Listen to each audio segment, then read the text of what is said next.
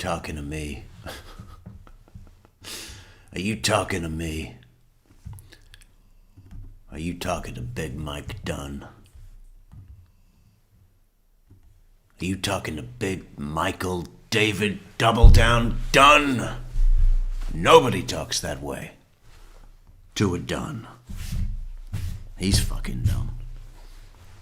Michael, what did you do? What did you do, Michael? On your son's wedding day? Yeah, that'll be nice for him and his wife every year when they pop the champagne and say, "Hey, another year of perfect bliss, and another year since my father murdered that 17-year-old black kid for playing music." Oh. And then bragged about it in his interview. Quicker than a flash, I had a round chambered. That's when I reached in my glove box, unholstered my pistol.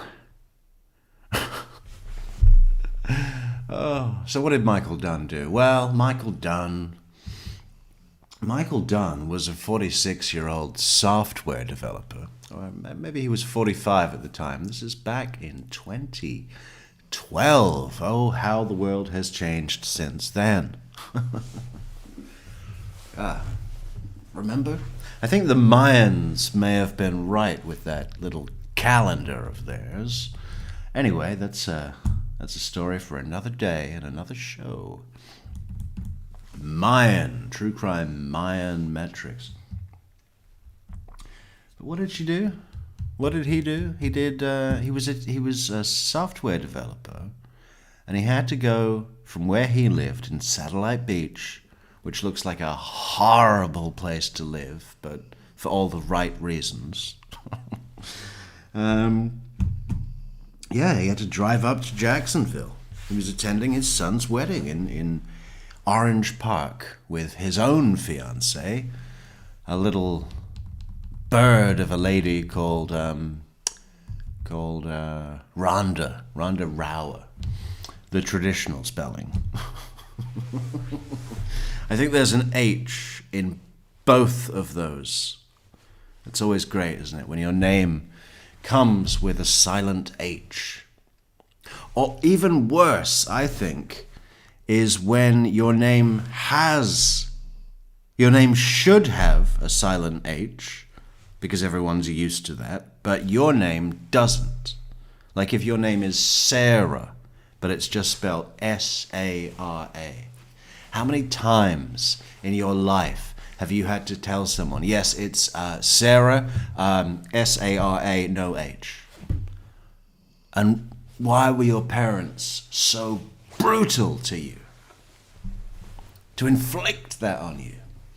We may never know the truth, but Michael Dunn was attending his son, his firstborn's wedding. I think his son was 23 at the time. Way too young. Way too young. What are you doing? You crazy? If you absolutely must get married, wait until you're 50.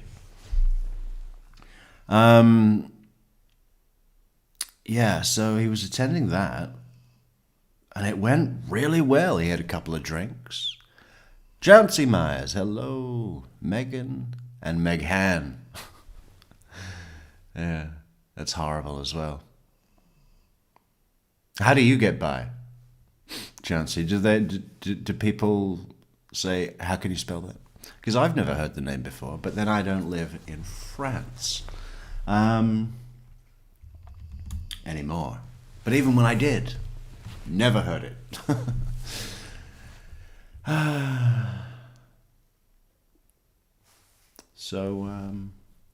He had a couple of drinks. Rum and cokes. Tiny little rum and cokes. He was not drunk, he says.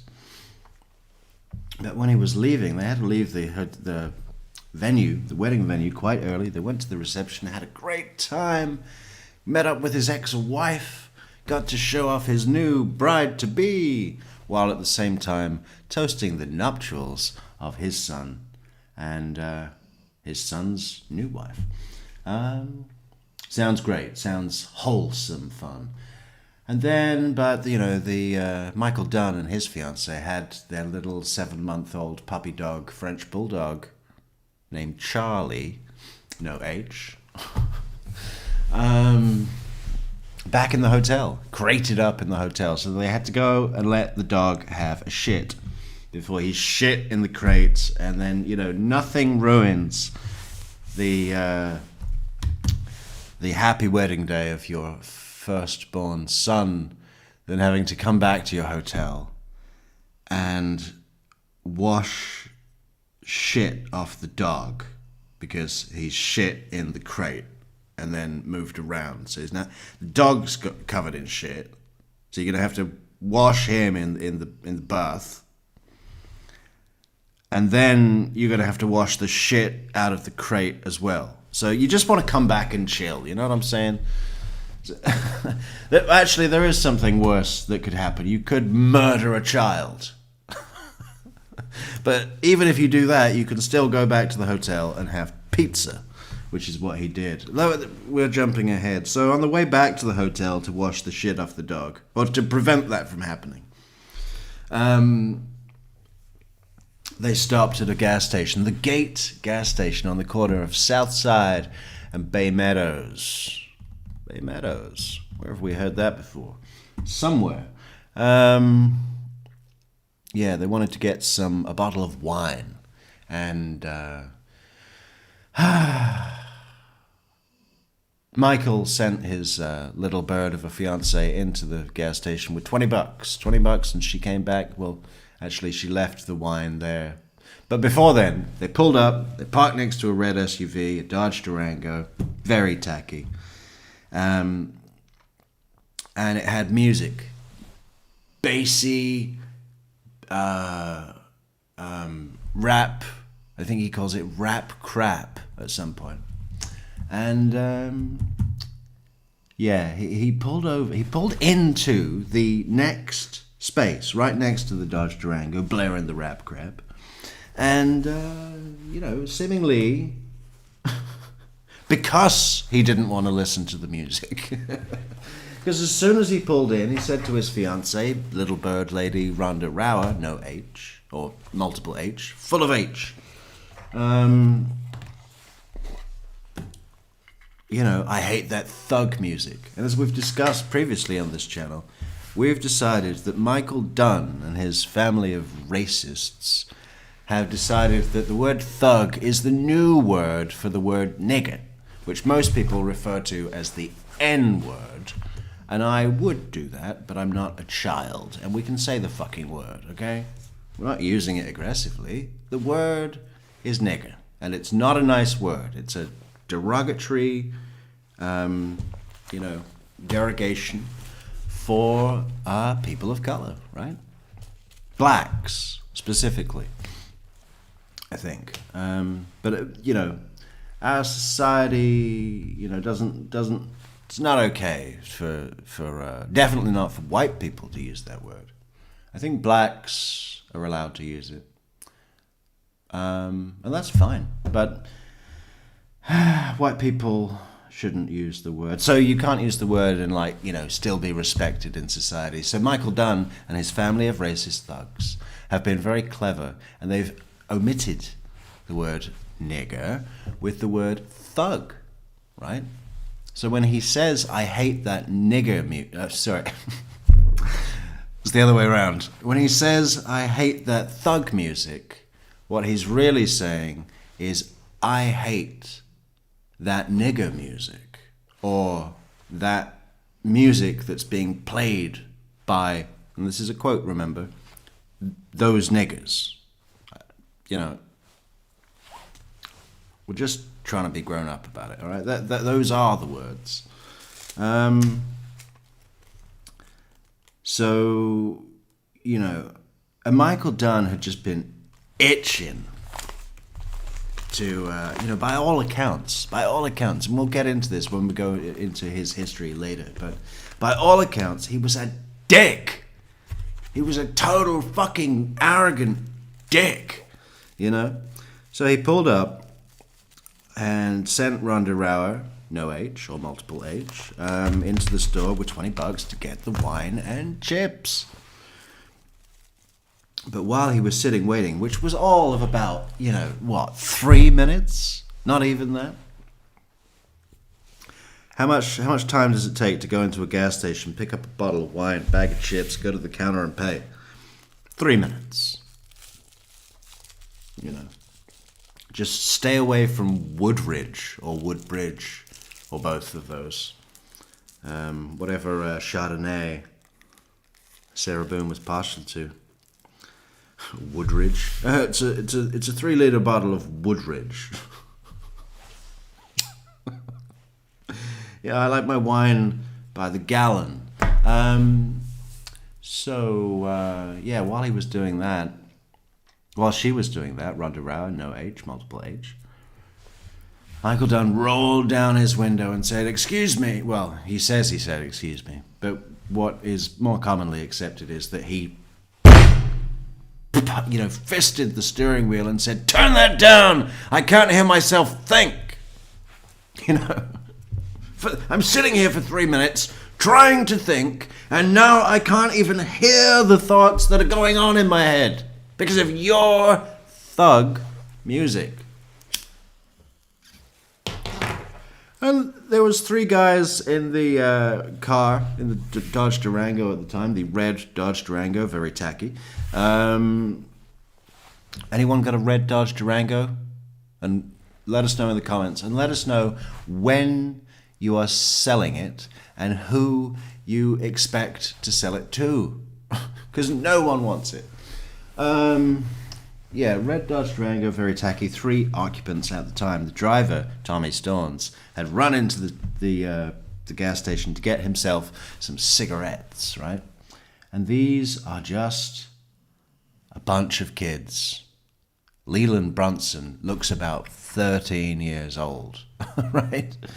And the one that got shot and killed, shot 3 times through the door. Hang on, we're getting ahead, aren't we? Does it matter? Does it matter? Do we need an introduction? Let's just go to the interrogation. Oh, no, I got to tell you something else because the best bit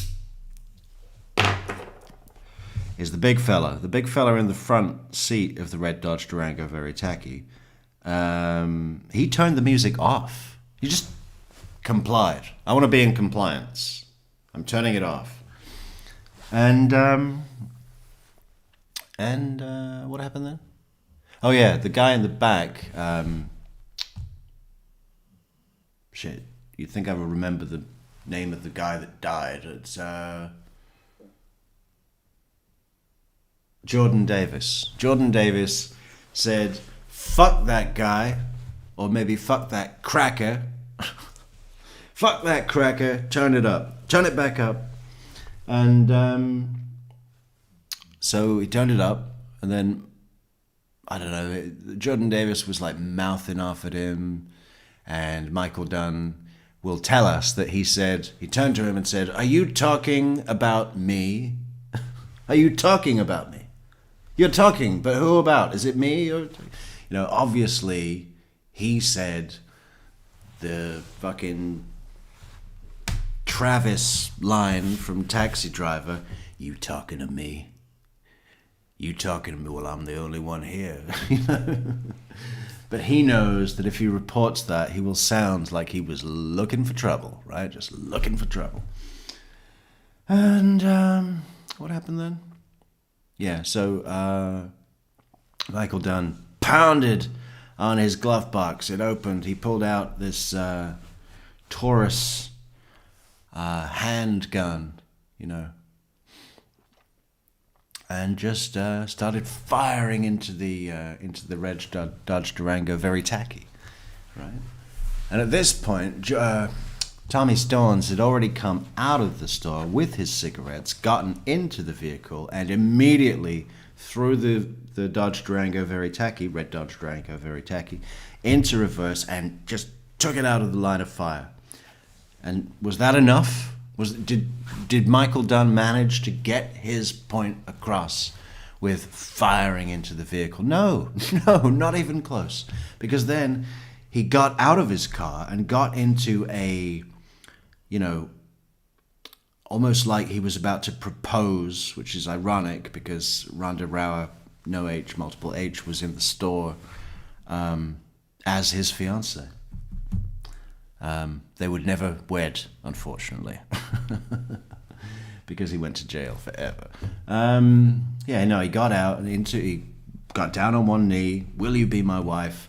But he wasn't proposing. He was proposing death to the boys in the SUV, red Dodge Durango, very tacky, as he just continued to fire into the red Dodge Durango, very tacky, which then sped away. And as it was speeding away, he put 3 more shots into the back. One of the bullets going through the back window, past the ear of the driver, and into the,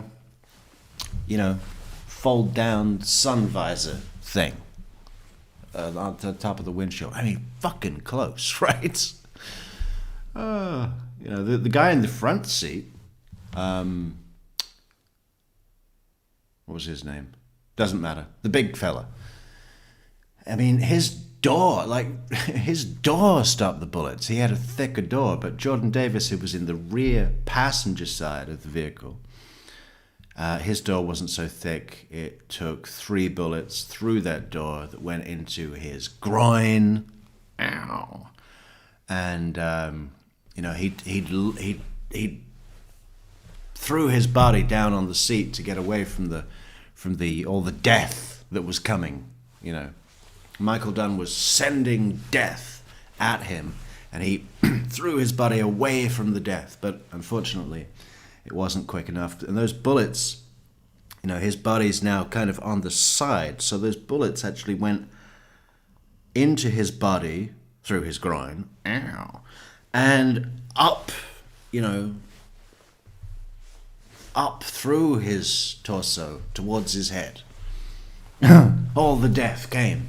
So, he got shot in the lung and the fucking heart and died in about 45 seconds. Now, I know what you're thinking. As the red Dodge Durango, very tacky, drove away, Michael Dunn probably did what a normal citizen would do that felt forced to use their weapon, which would be to secure the weapon, take out the clip, lock it away in the car, wait for police to give your statement and to talk about all the death that you just sent into the gas station. Bearing in mind, this is not in the middle of the night. This is like, I forget the exact time. It's early evening. I think it's about 6 or 7. It was around rush hour. So there is a bunch of people around, everywhere. There's so many witnesses in this case that they call them by number. They don't even, the judge wouldn't be able to, great judge in this as well. We'll get to some of the court stuff because Judge Healy, I think it is. Excellent judge. Cool as a very, very cold cucumber. So he didn't wait for police. Rhonda Rauer, no H, multiple H, came out of the store, left the chips and wine, even though she paid for them, just like totally fucking freaked out. Everyone in the store is freaking out. Oh my God, he's shooting! And she's standing up saying, it's okay. That's my fiancé, and he's very safe. I know that he's just sent all the death into that red Dodge Durango, very tacky, but, it was probably, to help them make a better choice in purchasing a vehicle. So Rhonda Rauer came in and he said, get in the car! And she was like frozen, didn't know what the fuck. And he said, get in the car! So that she got in the car and she was like, what happened? He was like, they advanced. They advanced. I had to take aim and send death. So I had to send all the death. Anyway, they drove back to the hotel. He didn't say much of anything. He certainly didn't say anything like, they came out and got me with a shotgun. Nothing like that, which he would later say. They go to the hotel. He leaves the weapon in the car. They go up to the room and order pizza. And they had some rum in the room, I think. He had a fucking big drink of rum. I'd love to know exactly, as Michael Dunn will tell it, he had 3 to 4 very, very small solo cup rum and cokes at the wedding. That's it. And then got back to the hotel, and because of all the nerves after sending all the death, he poured. He'll say that he poured him and Rhonda Rauer, no H, multiple H, a stiff rum and coke. 3 fingers. But I'd love to know if he finished the bottle, because it doesn't take much for a man of his size to put away a bottle of rum neat. It's probably not going to help your dealing with the situation. I mean, he didn't even call the police. He's like phoning the front desk saying, "Do you know the number for a pizza place? A good one." Oh, Papa John's is the only thing close by? All right. Okay, well, what's their number? And I probably would say that out of bullshit, horrible places to eat pizza, like Papa John's or Domino's or The Hut, or that's pretty much all we have. Papa John's is probably the best out of those disgusting, horrible places to eat pizza. But, Michael Dunn, actually, I think he did manage to get a real pizza. Anyway, he's phoning the front desk. Then he's phoning the pizza place. He's saying, I'd like a large pepperoni. And again, he'll say, yeah, no, I ordered that because Rhonda Rauer, no H, multiple H, my fiance, barely ate anything at the wedding. And her stomach was in knots at the revelation of me sending all the death into the red Dodge Durango very tacky. So I had to get her something to eat. And if you look at Rhonda Rauer and you think, is this woman the sort of woman that eats pizza? Like any more than half a slice? And you'd probably say no. Then you look at Michael Dunn at his 6'4", 270-pound frame, and you think, man, you eat pizza in the morning. You always save. You get an extra XXXL and save a quarter of it for your breakfast. You sick fuck. Anyway, Michael Dunn probably stayed up the whole night drinking rum, but then what happened? Oh yeah. He had diarrhea in the morning, and the news came on. The news eventually came on. Shooting. Southside and Bay Meadows, Gate gas station, suspect at large, whatever. But then it came out that, this guy's dead. There was a murder at the scene. So now, you imagine the stress of that. I guess what he was hoping, that because they were a bunch of quote-unquote thugs in a red Dodge Durango, very tacky, he probably thought that they were known gangbangers, and that the police would just come and say, oh, they were thugs? They were thugs? Okay, so they were thugs, and it's probably just gang violence. Crazy gang violence. Nothing to see, nothing to do. No one to arrest. That's what he was hoping. As fucking warped as a mind as you have to believe that. Anyway, so when he found out that someone had died, a child had died, right?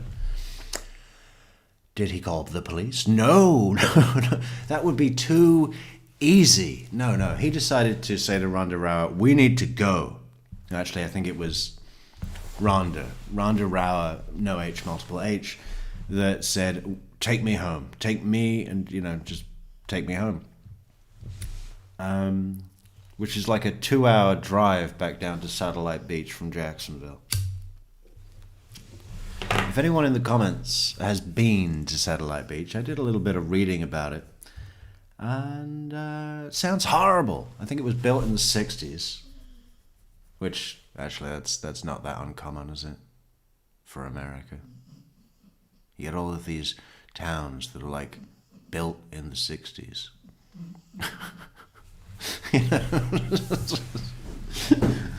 What is that about? Anyway,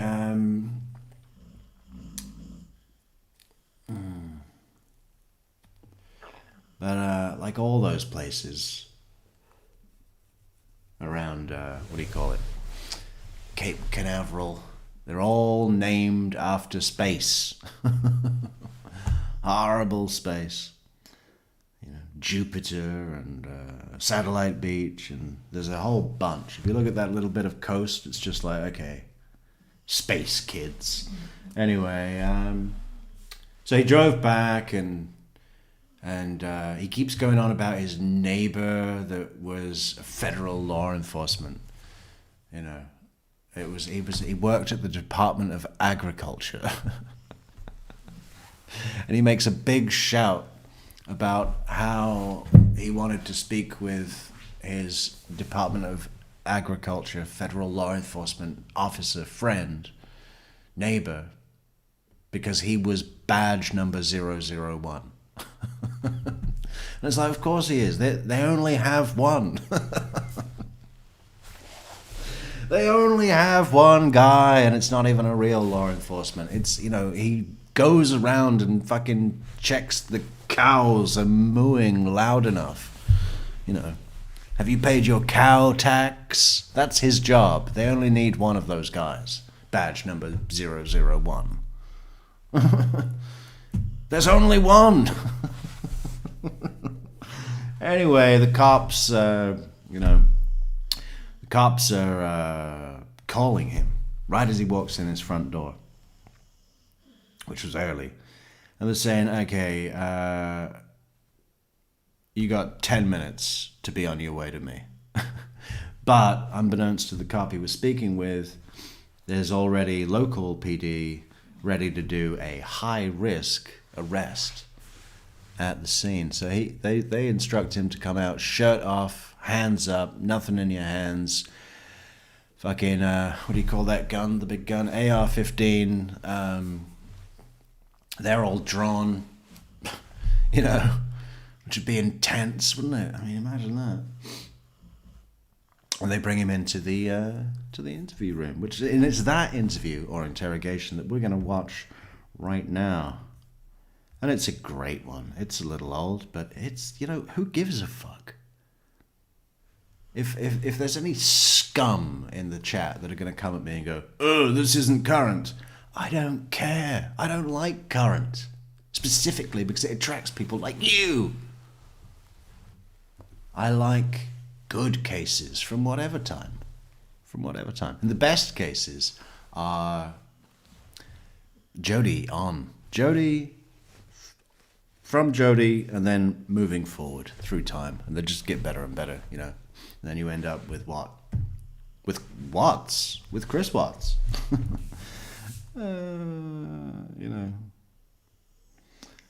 So if you got a problem with that, just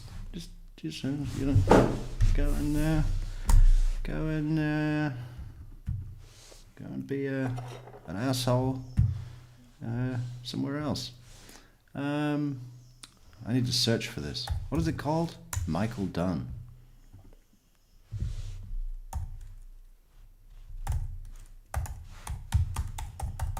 Michael Dunn interrogation.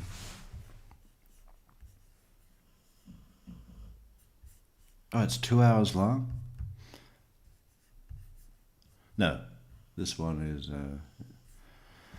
Well, which one is the full one? Part 1. Okay, that sounds promising.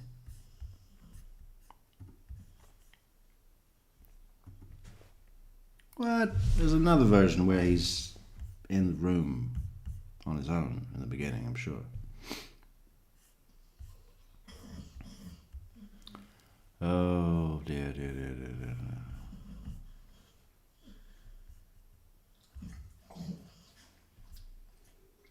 Oh, this will have to do.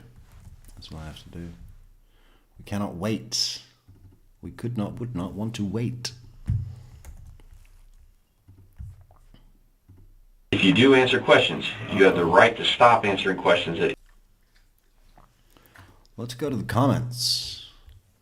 Welcome everybody in chat. Who are these people? Daphne, hello.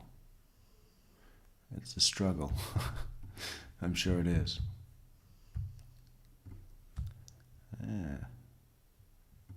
From the streets.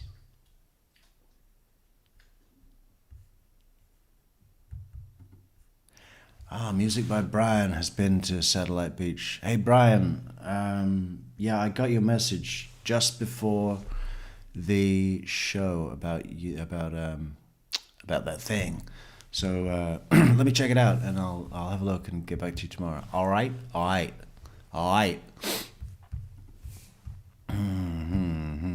CDJ Metrix, you are on a roll tonight.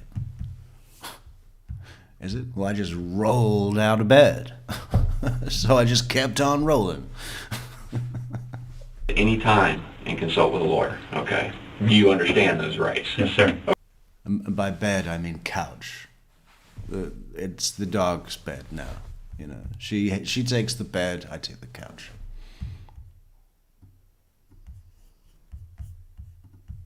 Okay.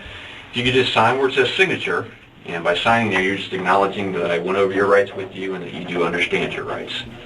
Okay. This is Brevard County, right? Right. Yes. I'm using 1,500 more. Okay. Just gotta get some basic info from you first, if we could.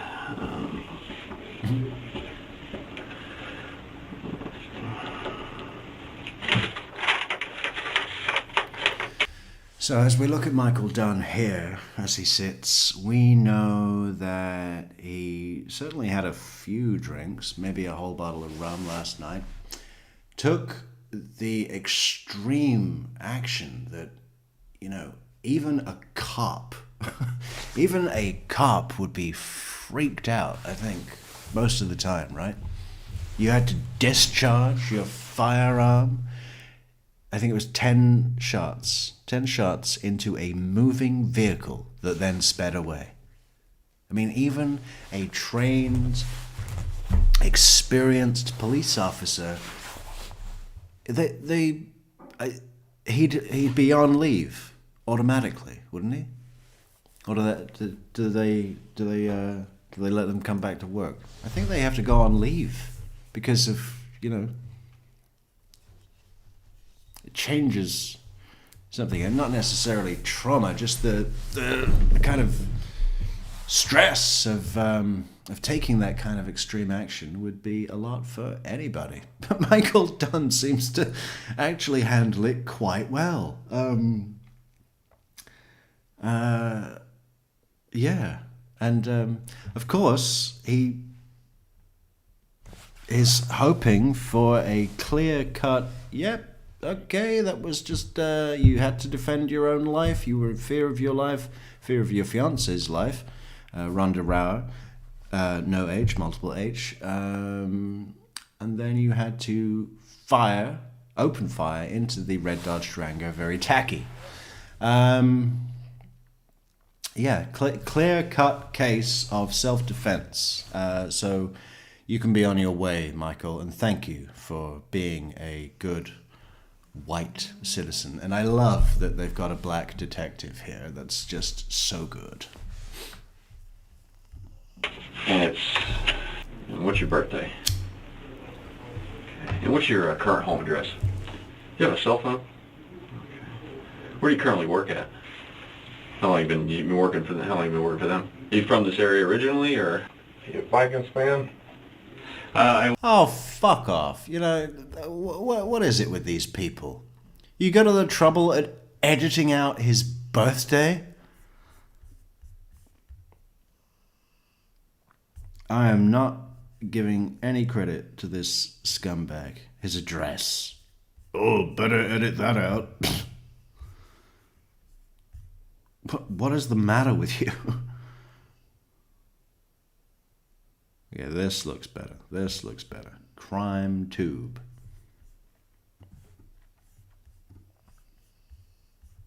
You know, I could understand if it was, you know, that witness that we saw yesterday. She lives at 3649 Barbary Drive, Tallahassee, zip code 32309. So, what are people worried about? That Metrix viewers are going to go around there and harass the witness? Don't do that. Don't do that. Seriously. God, I keep forgetting and then remembering a great episode we got coming soon, but not today. Today, it's Dunn. Sunday Dunn. Dunn on Sunday. But I'm not putting up with some fucking censored bullshit. You know, the other day...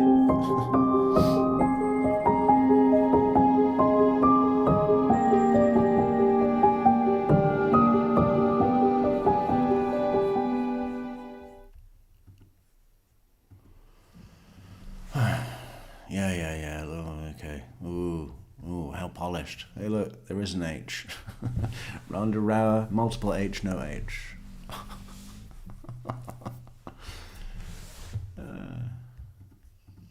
We used to have phone books with addresses and telephone. Do you not have those anymore?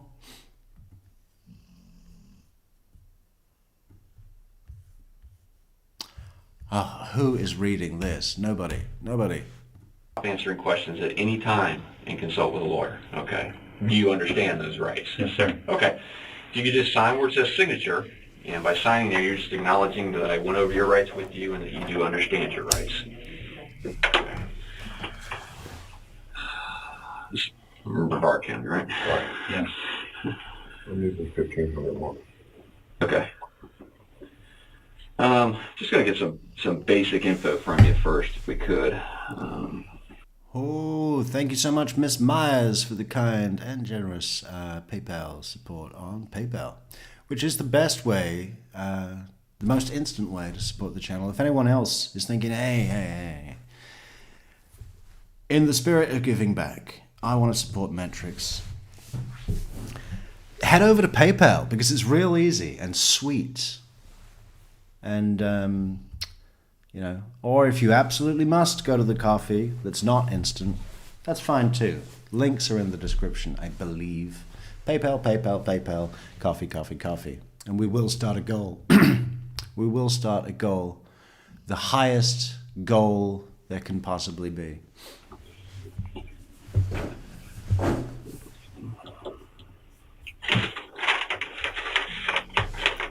And what's your birthday? And what's your current home address? Do you have a cell phone? Where do you currently work at? How long have you been working for them? How long have you been working for them? Are you from this area originally, or? You a Vikings fan? Okay. I am fucking...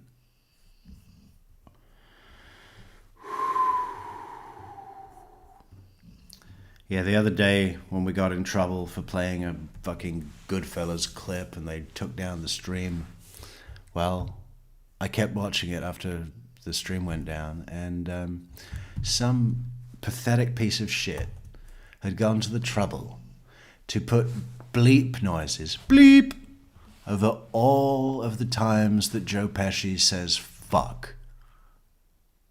What is wrong with you? Who is it that is going to watch that? I mean, it's ridiculous. If you do answer questions, you have the right to stop answering questions at any time and consult with a lawyer, okay? Do you understand those rights? Yes, sir. Okay. If you could just sign where it says signature, And by signing there, you're just acknowledging that I went over your rights with you and that you do understand your rights. This is Brevard County, right? Right. Yes. I'm using 1,500 more. Okay. Just gonna get some basic info from you first, if we could.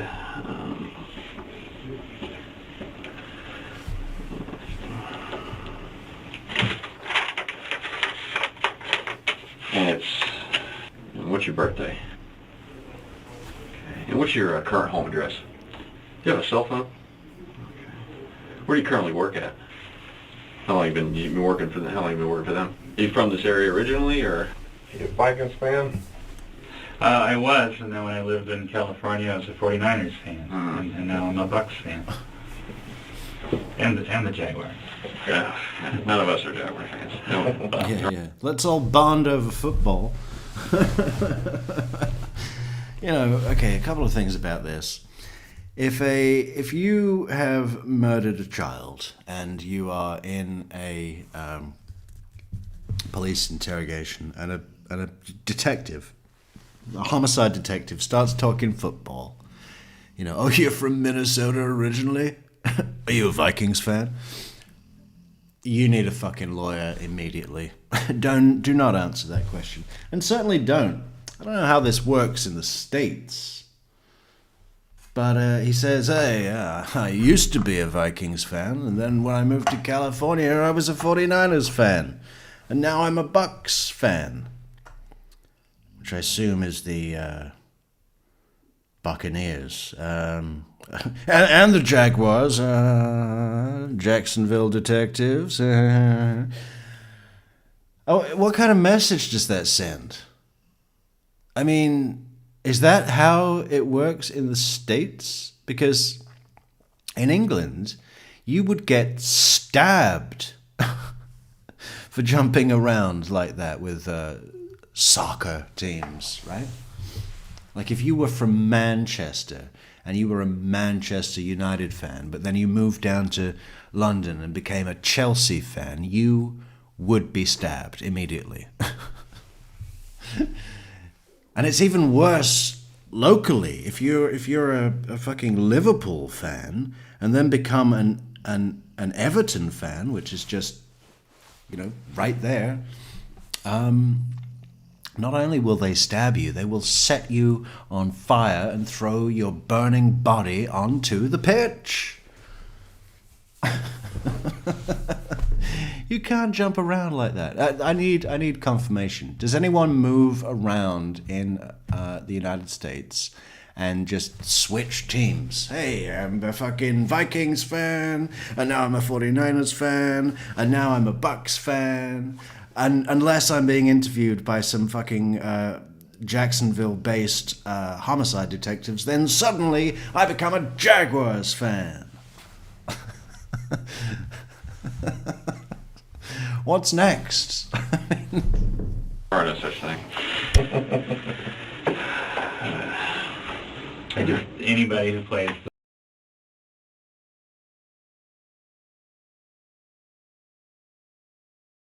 Jaguars. Yeah, none of us are Jaguar fans. No, there are no such thing. None of us are Jaguar fans. There are no such thing. I like that. So is that a really shitty team?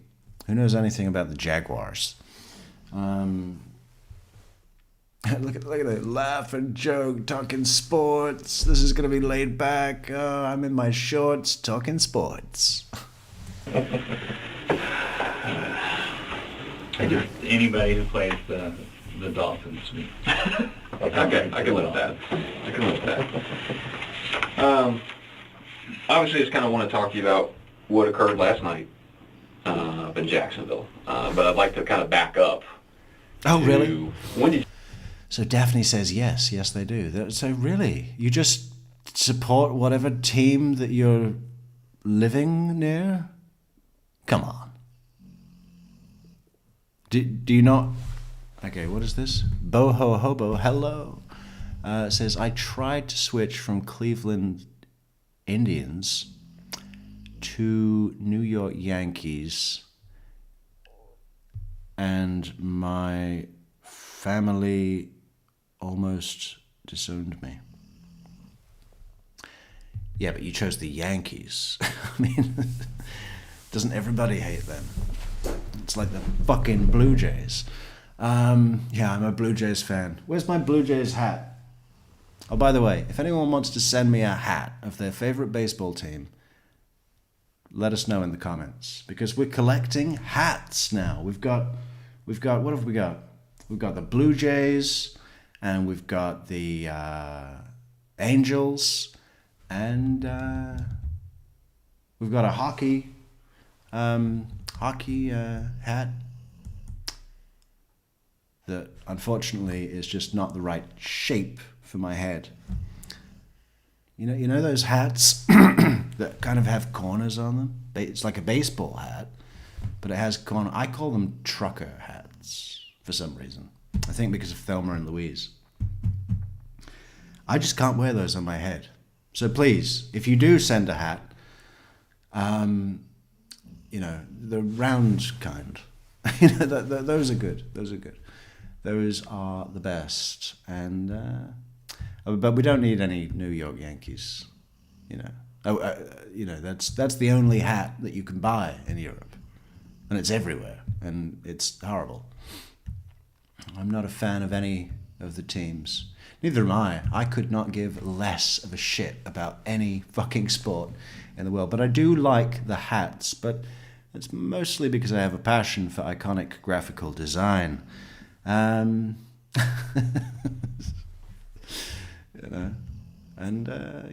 put a lot of effort into those logos, and they're nice. And we need to get one from every state except Maryland, because all of the sports teams in Maryland, their hats are terrible.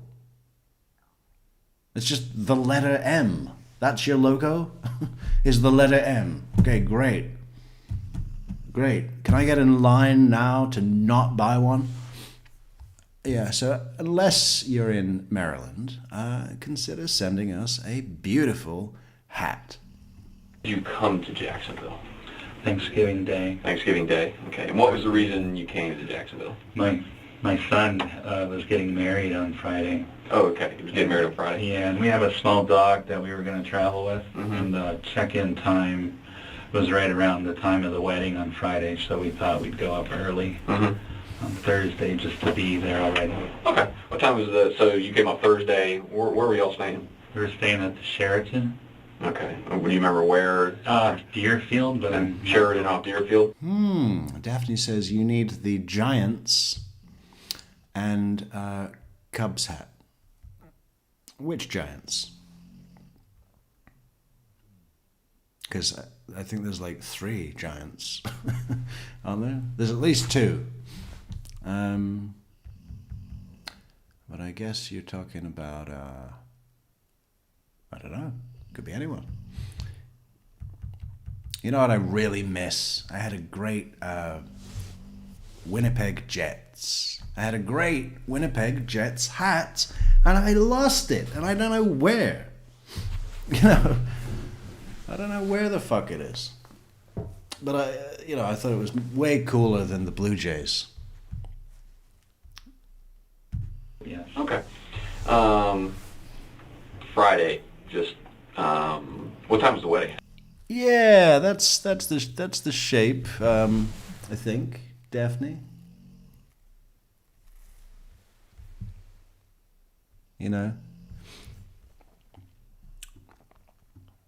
Maybe we shouldn't talk about. I was just about to go and show you hats, but maybe we should bring it back to crime. We can talk about hats a little later. Let's get going with this interview, because all the people that just care about the crime and don't want to hear about my passions, they're going to get upset. 4. 4. Okay. So during the day, you're just getting prepped up for that, getting ready for that. Where's the wedding at? Is there Orange Park? Is that someplace close by? Yeah. It was Orange Park, an old house, An old house. 1970s house right on the On the water. Yeah. Okay. Very nice ceremony. Okay. About how long do you stay there? I don't know, but we were on our way back to the hotel when we stopped at that store. Okay. Let me back up for a second, just back to today. Let me just so I can verify a couple. Are you under any? Do you take any prescriptions or anything like that? Any kind of? I do, but it's anti-inflammatory for my lower back. Lower back pain. Okay. You never been diagnosed with any kind of mental health issues or anything like that? That's all right. Okay. I hold the CWP. I've been on private pilots. I'm good upstairs. Okay. Like computer. I've been a private pilot. There was a big thing that came up at trial, you know. He didn't flee, and he holds a private pilot license. He could have jumped on a plane and, you know. And he might have done. You know, maybe. It always makes me fucking crack up when that's your excuse. Hey, if he was guilty, if he thought he was going to kill the child thug, then he would have flown to Cuba in a private plane. Programmer. Okay. Any alcohol or drugs today? No, sir. Okay. Just have to make sure. Define today, because I did have a bottle of rum to myself about 5 hours ago. No, okay, it's 4 p.m., so let's say 12 hours ago. Sure, just kind of want to make sure you and I can just make sure we're having a lucid conversation is all. I don't have much sleep. You don't have to tell us. Reading the news reports, what the aftermath was. I didn't sleep very well last night. Okay, well, I can understand that. We haven't had any either. So, yeah, we're right there. We're right there with you. Because of you fucker. Because of your shit temper. Yeah. I always wonder about that, you know. For detectives that are involved in a sudden and emergent situation, a murder, you know, at some point, okay, they've stayed up all night today, right? They've been up all night and working the case. I mean, maybe they could potentially do that one more night, but then you gotta get sleep. I mean, otherwise you're just no good, right? And probably they need to get sleep today. But if you're in the midst of a murder investigation, it must be really tough to like go home and you know, what? Pay attention to your wife. That's out. That's out. We're not doing that. You know, get something to eat. Maybe they just sleep at the office. That's what I would do. Okay, so you go to the wedding, and you guys are headed back to the hotel. Do you remember the route you were coming? Do you know the name of the roads that you were on, or On my phone. you just follow the directions on the phone? Okay. And you decided... 95, get off on wherever to... Yeah. My phone told me to park next to the red Dodge Durango very tacky that was blaring the quote-unquote thug music. 95 up to probably Bay Meadows, That sounds familiar. and then hang a left on South Side, I think. Or you keep going on Bay Meadows, I'm trying to remember. I think we, whatever road we were on, we went straight until we turned down to Deerfield. Okay. So you pull into the gas station. Okay. What was the purpose of stopping at the gas station? So just kind of walk me through, you know, just tell me from your point of view what you guys pull up. You're driving, it's your car, is that correct? Yes, sir. Okay, and you're driving? Yes, sir. Okay, it's a Volkswagen, correct? Yes, sir. Okay. She's sitting in the passenger seat, no one else in the car with you, correct? Correct. Okay. Just kind of walk me through kind of what happened. David Anderson Kirk tells us, imagine going and getting day drunk at your son's funeral. Well, it's a wedding, but I don't know if you've made a mistake or you're putting a comparison. Imagine going and getting day drunk at your son's funeral and then friending for more alcohol. So you drink and drive your way to a store and end up murdering a child because you hate rap crap. Well, that's pretty much how it went. And it probably happens more often than you think. At that point.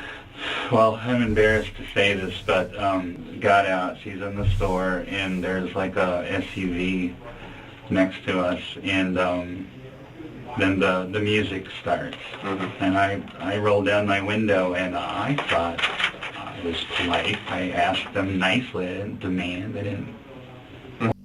Baltimore Ariolis. Okay, I'll check it out. Else. I said, hey, would you guys mind turning that down? And they shut it off. Mm-hmm. I was like, thank you. Mm-hmm. Cordial. Right. Everything's cordial. I put my window back up. I'm doing my stuff. And I don't know how many kids are in that, but Mm-hmm. The windows are down for the back seat. The Mm-hmm. windows are up for the front seat. Okay. And the guy that was in the back is getting really agitated. And my window's up. I can't hear everything he's saying, but, you know, there's a lot of fuck him and fuck that and fuck that bitch. And then the music comes back on. And, you know, I'm just like, live and let live. And you know, Who's the bitch now? Who's the bitch now, Mike? don't need any trouble. And I don't know if they're singing or what, but it's like they're saying, kill him. So I put my window down again, and I said, excuse me, are you talking about me? And it was like, kill that bitch. And you know, I'm still not reacting, but then this guy like goes down on the ground and comes up with something. I thought it was a shotgun, and he goes, "You're dead, bitch!" And he opens his door, Mm-hmm. and I'm shitting bricks. But that's when I reached in my glove box, Mm-hmm. unholstered my pistol. I mean, I practice this. I'm at the Fort Malabar Rifle and Pistol Range. I'm an avid, Mm-hmm. you know, gun guy and all that. No military training or anything, but I have friends who are in the military that Right. show me the Proper way. Yes, and so Proper way to what? Dive in a swimming pool? What is that? Who's an avid gun guy in the chat? What is he doing? I have friends who are in the military that show me how to jump into a swimming pool. I mean, I practice this. I'm at the Fort Malabar Rifle and Pistol Range. I'm an avid, Mm-hmm.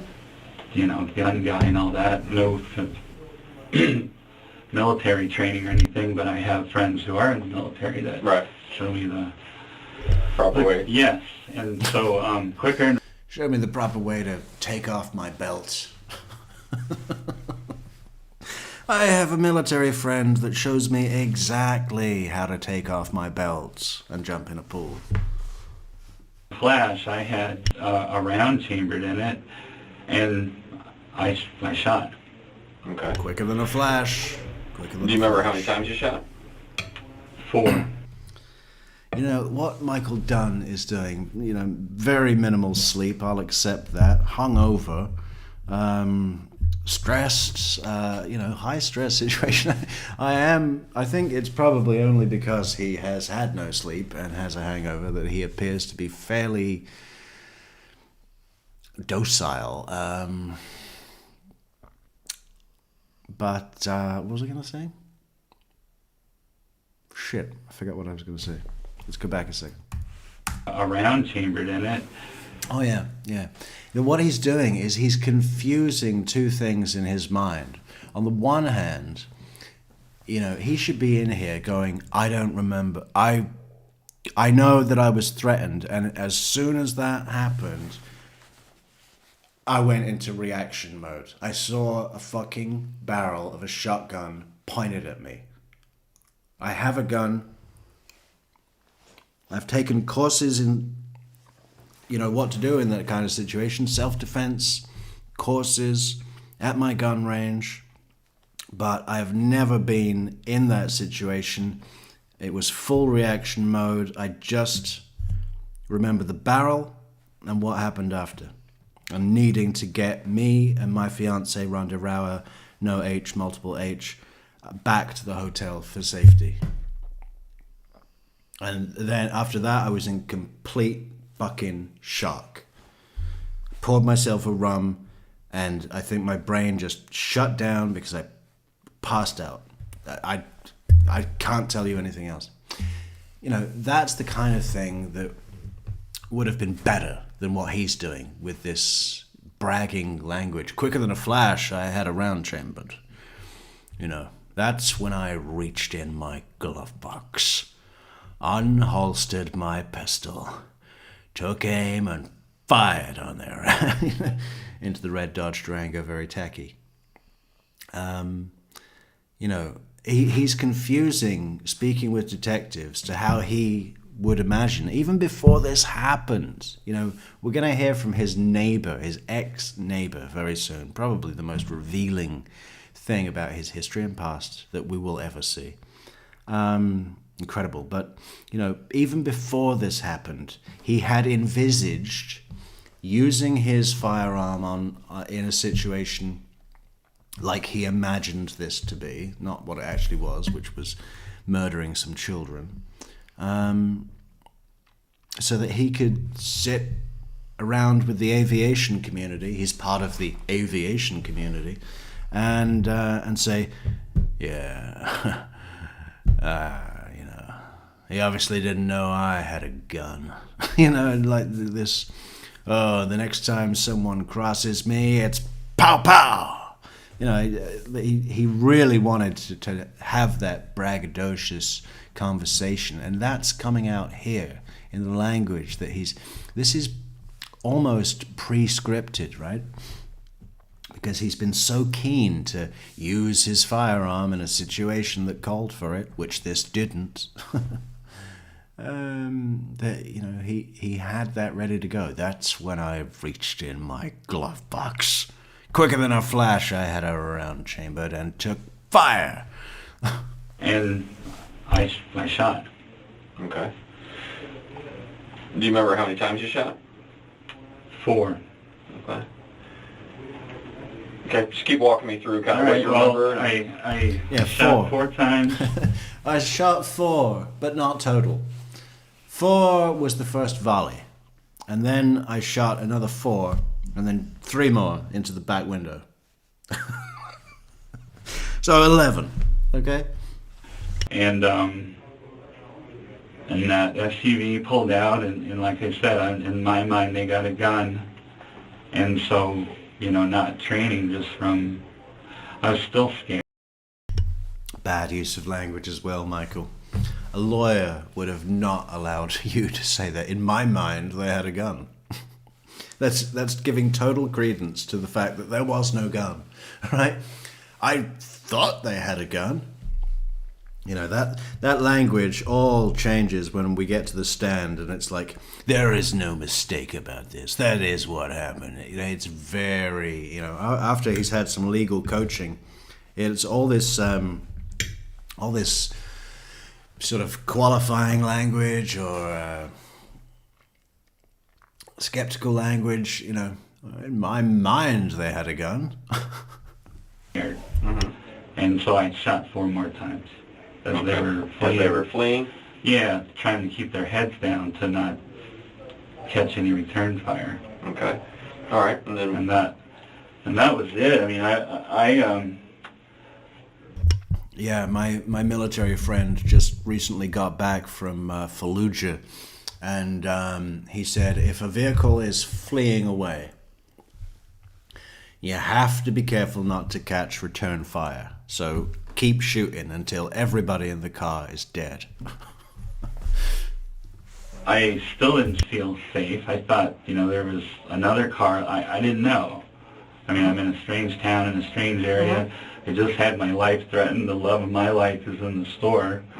And I'm in a strange town, strange area. He used to live in Jacksonville.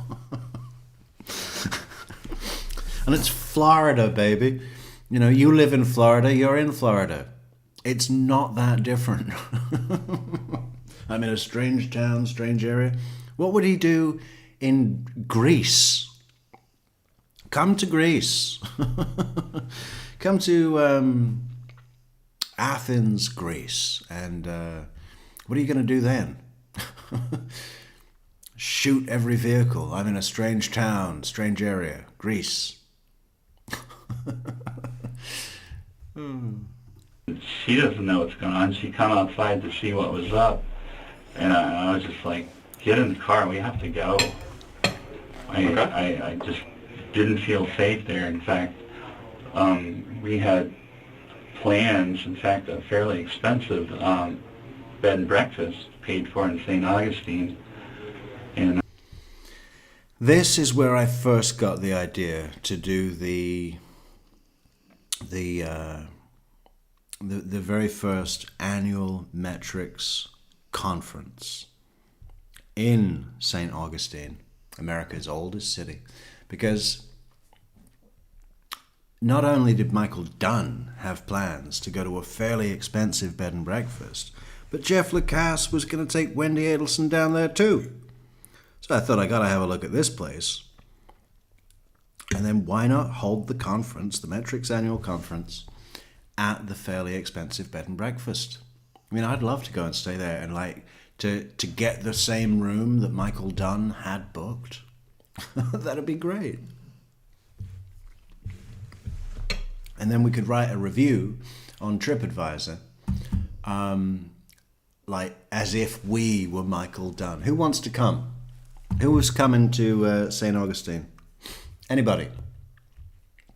You know, after what happened last night, and we were like, we have to go home and call the local sheriff and tell him what's up. Well, where'd you go after? When We you went left? right to our room. You went right to the hotel. Yeah, we need to go home. We need to drive 200 miles south to call the local sheriff. We're in a strange place, strange town, strange area. We don't even know if they have police here. It's so strange. So we know that they definitely have cops where we live. So let's drive the 200 miles and then we'll phone the police. And I guess he did this because he really wanted the backup of people around that could vouch for him, right? He's not a violent guy. He's a software developer. You know, I mean, that must be the thing. It must be the thing. Hotel? Yeah. Okay. Didn't we? We were just Stay in like the hotel shitting room? bricks waiting for another carload of thugs to come. I mean, I'd never been so scared in my life for somebody to be, you know, I thought they were singing, like, you're going to die, bitch. I thought that, you know, and then it's getting a little louder. That's when I put my window down. I thought they were singing. What were they singing? The Colors of the Wind from Pocahontas? That may have been appropriate. It's the best movie about racism ever, apart from In the Heat of the Night. But after In the Heat of the Night, Pocahontas, it definitely beats Mississippi Burning. The only thing I would have changed about those two movies is to take Gene Hackman out of Mississippi Burning and put him into Pocahontas, right? That would have been great. Instead of Mel Gibson playing John Smith, it's Gene Hackman, who unfortunately now is dead, so that can't ever happen. But maybe with AI, we could make it happen. Don't you think that Gene Hackman would have been a much better choice for the second best movie about racism of all time? Take him out of Mississippi Burning, put him in Pocahontas. And Michael Dunn should have watched it, you know. You think I'm an ignorant savage. And you've been so many places, I guess it must be so. I was like, are you talking about me? Mm-hmm. And that's Me? like, you're dead. You talking to me? He really doesn't want to say that. But everybody in the busy gas station at rush hour in Jacksonville, corner South Side and Bay Meadows, says, yeah, he said, are you talking to me? You're dead, bitch. You're dead, bitch. You're dead, bitch. Oh, how many? I bet everyone says that to him in prison now, right? Done. Time for your shower. You're dead, bitch. Oh, all he hears for the next what? I mean, he'll die in prison. It's really pretty cool the way they handled the trial. There were 2 trials, right? And the reason there were 2 trials is he was charged with 1 count of first-degree intentional homicide, murder for the boy he killed, but also 3 other counts of attempted murder for the 3 other children in the car that were not murdered, right? And there may have been some other lesser charges, but those were the big ones. And on the first trial, he got found guilty of the 3 counts of attempted murder, but it was a mistrial on the murder charge, the actual first-degree intentional homicide charge. So he was like 47 at the time of the trial, and the 3 counts of attempted murder had given him like 90 years collectively. It was, you know, consecutive. I think it was 30 years apiece. Consecutive, so 90 years. There's no way that you are getting out of prison, you know. So the prosecution then had to make a decision about whether or not that they were going to pursue the murder charge by way of a second trial, right?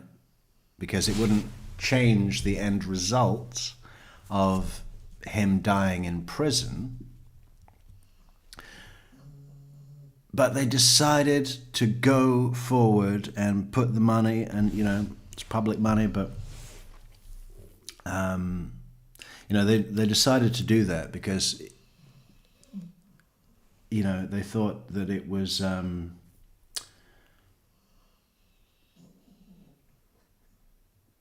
know, I'm not exactly sure how to say it, that it would honor the dead kid or something. It was like it was by principle.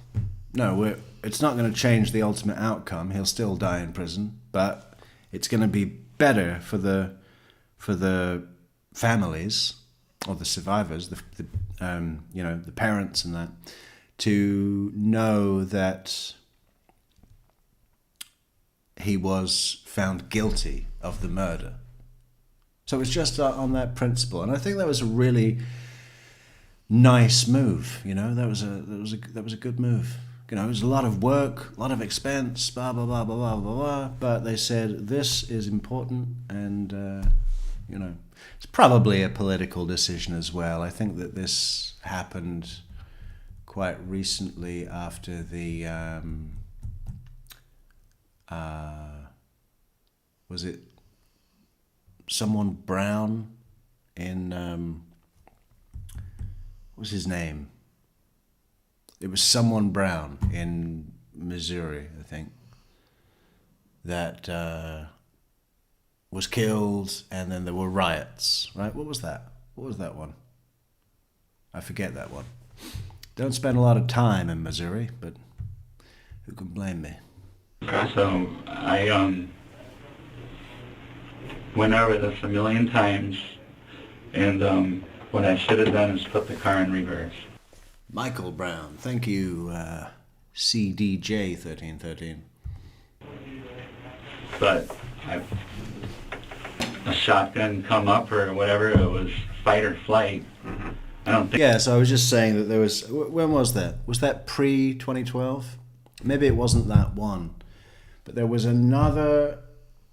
There was something going on politically with the climate around Jacksonville at the time. So some people say that the prosecution went in too heavy to Michael Dunn here to compensate for previous allegations that they had not pursued justice for another wrongful death / murder of a black person.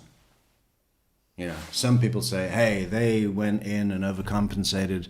And I really don't think that's true, because what Michael Dunn did was so fucked up, Oh, you're in St. Louis? So do you see that big arch thing that they have every day? I love that arch. In fact, if I lived in Missouri, I'd want to live directly under that arch. I think there was any time for flight at that moment. Okay. I was going to get shot. Okay. So they pull out. As you said, you shoot to kind of keep their heads down as they're pulling out. That kind of your intention. That's your thought process. They have a shotgun aimed at me, and Okay. I don't want them shooting it. Okay. And then gets in the car, you guys leave and drive and go back to the hotel room. Okay. And you guys just stayed in the hotel room at that point? Did you go anywhere else? No, we ordered out. Ordered? We got pizza. Pizza. And what time did you check out? And he's introducing that as something reasonable. Did we go anywhere else? No. Are you kidding? We were too traumatized. We were way too traumatized. No, we ordered pizza. As if that's acceptable. Morning. 8, I 8. think. When you called early this morning, we had just got home, and I unpacked our few bags, and where our neighbor just down the way is a real good friend of ours, and he's in the government in some capacity. Well, he's in law enforcement. I don't know which branch. Right. But we were going to go, talk to him, and like, do you know anybody in the sheriff's department that we could talk to? Because, I didn't want it to happen the way it did. The way it did is sheriff came with AR-15s, and so I was trying to avoid that. Yeah. And, I was like, I give up. But that. Yeah, well, that tends to happen. What did you think was going to happen? You shoot wildly into a red Dodge Durango very tacky. Then you flee the scene. Then you drive home 2 hours.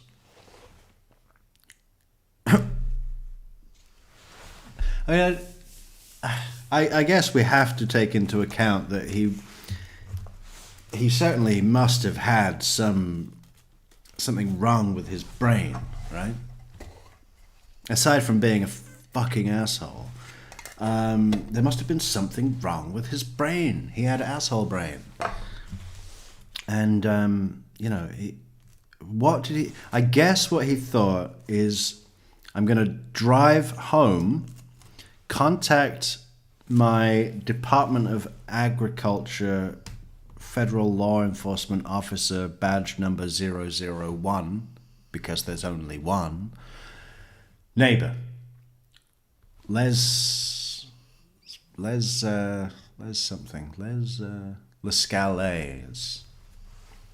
There's about 15 ways that name gets pronounced at trial. It's quite funny.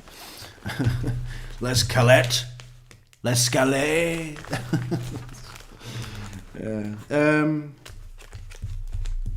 Yeah. I guess he thought he was going to call his Department of Agriculture Federal Law Enforcement Officer badge number 001 because there's only one neighbor, and that he was going to say, okay, let me call the local sheriff because I had dinner with him last night, and we're on first name terms. And we'll get this all straightened out, Michael. Don't worry, Michael. We'll get this all straightened out. I mean, that's what he was really hoping for, right? You know, that his Department of Agriculture Federal Law Enforcement Officer badge number 001, because there's only one neighbor, was going to do for him, right?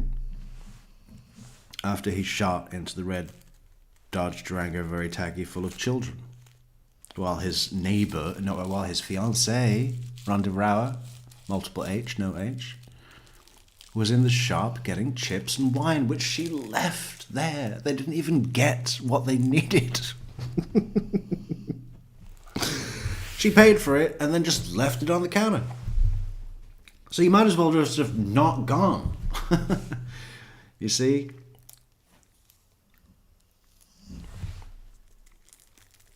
And, you know, alcohol. How much of a factor? I mean, it's the main reason, right?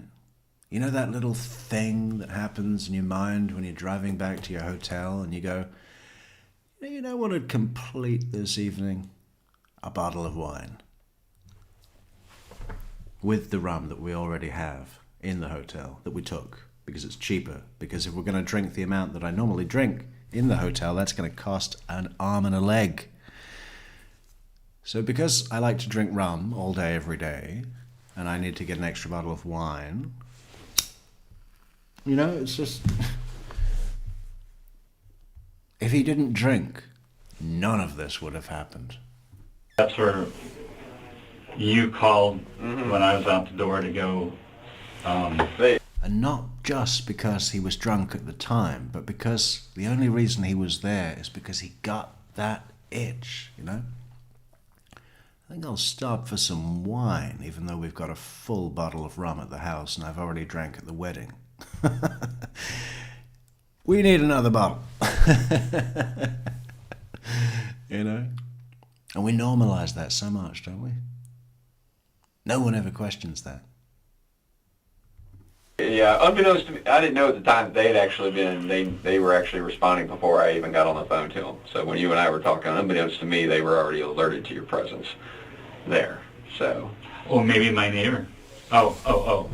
I don't know. Yeah, because, I told me. Right. That's why I said I was being honest with you when I said I'll give you 5 minutes to, kind of, like you said I'll be out the door in 5 minutes. I said, okay. The gun, is it your gun? Yes, it's a gun I've had since like 1990. Okay, what kind is it? It's a Taurus, 1892. I think the alcohol... Christina, hello. Christina says, I think the alcohol factor is second to the arrogance factor. Yeah, those two, how often is it that those two things go together well? If you have a fucking predisposition to be an arrogant fucking dick, maybe, don't be a fucking alky as well, That's it's the combo that really takes it to the next level. As arrogant as he was,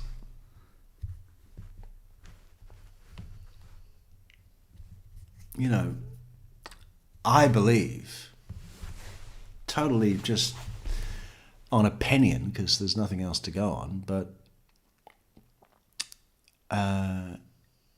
if he was completely sober, as arrogant as he was, this wouldn't have happened.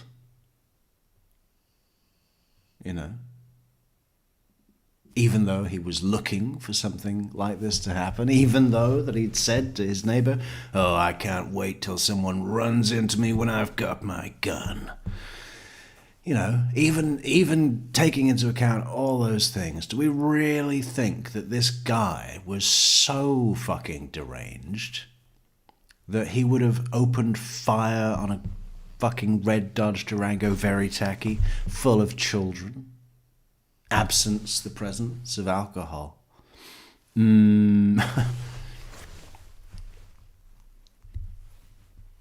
Probably not.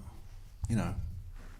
And not for moral reasons, just because he would have been able to go, yeah, this could get me the death penalty. I mean, quite easily, there would have been enough. Certainly if every bullet that he fired had hit one of the children, I mean, they'd have surely given him the death penalty. I'm kind of surprised that they didn't. You know what caliber? 9mm? 9mm. Do you normally keep it in your glove box? Always. Always in your glove box. And you say you kept it holstered? Yeah, it's a holster that's for inside the waistband, but I'm a little heavy. I used to carry it, but I'm too heavy. I'm a little heavy. Yeah, we noticed when you came in that you looked like a fucking potato with arms and legs and a head. And even your head looks like a smaller potato. I mean, but he has these sort of like, you know, because he's tall,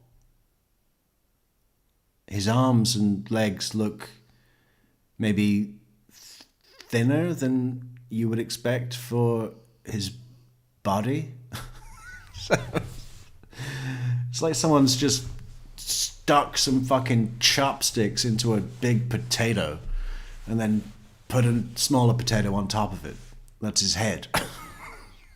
So now you just keep it in the glove box? In the glove box. Okay. Where is that gun now? It's in my glove box. It's still in the glove box. Okay. In your car. And your car is at your residence currently, is that correct? Yes, sir. What makes you think he's sober here? You know, Christina says, well, he's sober here, and it hasn't dawned on him that he is in a bit of trouble.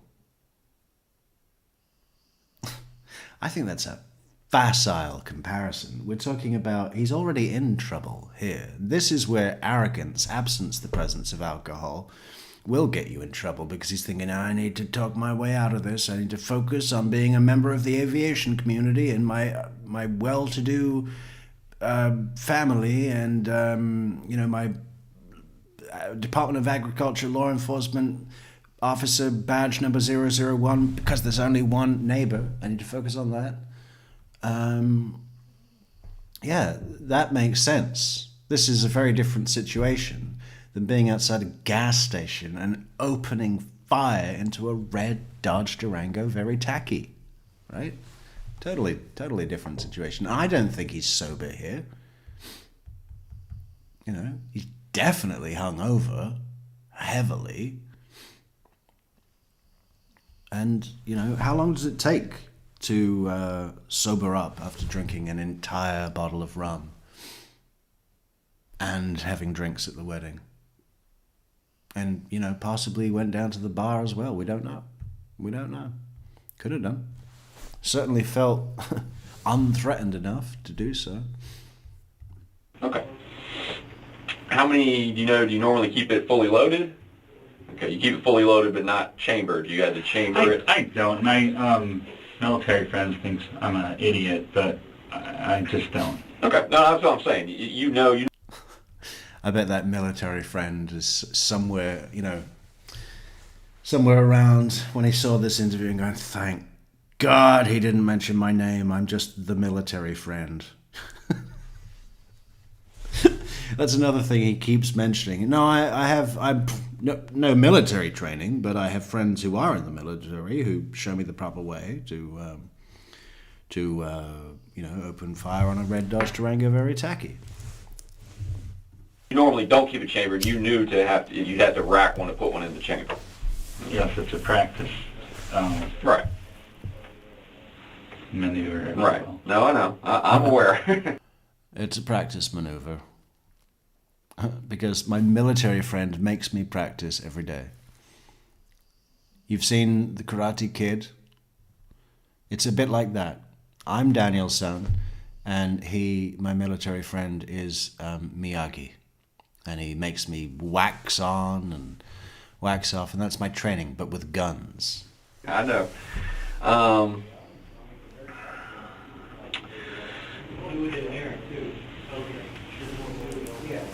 I know you're in a strange town, and you have this traumatic event happen to you, and I can understand that. Okay. No, the military friend absolutely exists. It might be a stretch to call him a friend, but, the military friend, Michael Dunn's just the kind of guy that would, clearly hangs on to this thing. I have training from someone with military training, which basically means that I am a soldier. The problem, I can tell you, where we start to kind of get a little wondering is by the time you say you get to your hotel room, you're calling to order pizza. Why aren't you calling us? I wanted to come back to my hometown to do that, and our dog and everybody were where they needed to be. Yeah, it wasn't convenient for me to call in the fact that I'd just opened fire on a red Dodge Durango Veritaggi, killing a child. I wanted to wait until I got home. And then I wanted to enjoy the weekend, because I didn't go and get to enjoy my weekend in St. Augustine at my fairly expensive bed and breakfast. Okay? I was looking forward to a nice, in-house made sausage with some free-range organic fried eggs and premium bacon. I wanted premium bacon, free-range organic fried eggs, and in-house made sausage.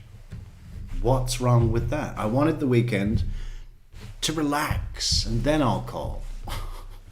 I didn't want to bring a shitstorm down on them in Jacksonville. Okay. Well, I mean, it wouldn't. They haven't. I mean, they're not anything to be worried about. She hasn't. True. It's not like, she's there. Yeah. There's nothing she did wrong. I was, I shouldn't even left the scene, but I left the scene because I was still afraid for. Okay, and I can live with that. Okay, I can live with that. You don't necessarily want to hang around right where the shooting happened because you don't know if these guys are coming back. I'm good with that. Or if there are more. But once you leave and you are away from that scene, and you've even gotten to a hotel room and inside your hotel room at that point, now it makes me wonder, because if you make a phone call, one, we find out, a lot quicker what's going on. Okay. The reason he and I haven't been to sleep since sometime yesterday is because we're trying to figure out, all we know is we got a dead kid in a car, okay, and we got a guy who shot and hauled ass. That's all we know. You see what I'm saying? I do, and just me to call you guys last night, and I was insistent on waiting until we got around people we knew. Okay. I mean, I'm just, that's where we start to get a little concerned. It starts to be, we can speak to, I personally. That's where we start to get a little concerned, and it starts to be, it's very soft confrontation, isn't it? Don't get a lawyer, don't get a lawyer. We've had a case with an individual who was moving to Jacksonville, first day in Jacksonville, and got involved in an incident and felt threatened and shot another person and was in their car, and he drove across the street to another parking lot and got on the phone with 911 immediately and started walking police into where he was. That's the way I have nothing to say other than So other problems that we have too. When you Great catch by the black detective here. Michael Dunn was just about to say, I have nothing to say other than, and then the black detective just comes in, cuts him right off, because that was, You know, that was something that was heading in the direction of, I want legal counsel. And he just cuts him right off instantly. So instant that I wonder if it was a mistake or if he really is that quick reaction, because maybe he was already coming in with this, but he just comes straight in with the cutoff of, there are other problems we have too, which is great, you know, which is a great way, because that makes Michael Dunn want to know what those other problems are, right? See it again. It's so quick. What do you think? Are his reactions that quick, or was it a happy accident? You know, I don't think it was an accident.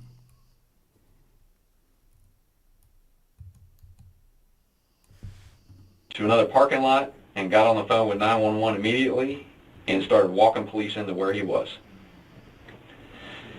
You know, that's the way I mean. Hey, what happened, Brian? What did you do to Christina's messages? I'm guessing that was a mistake.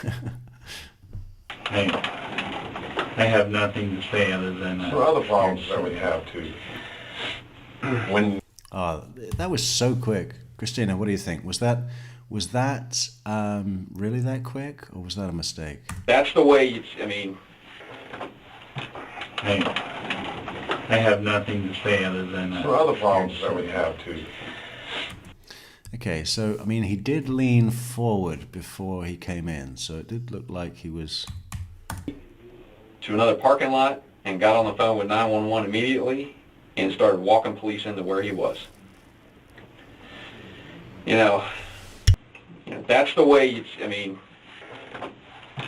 I have nothing to say other than There are other problems that we have too.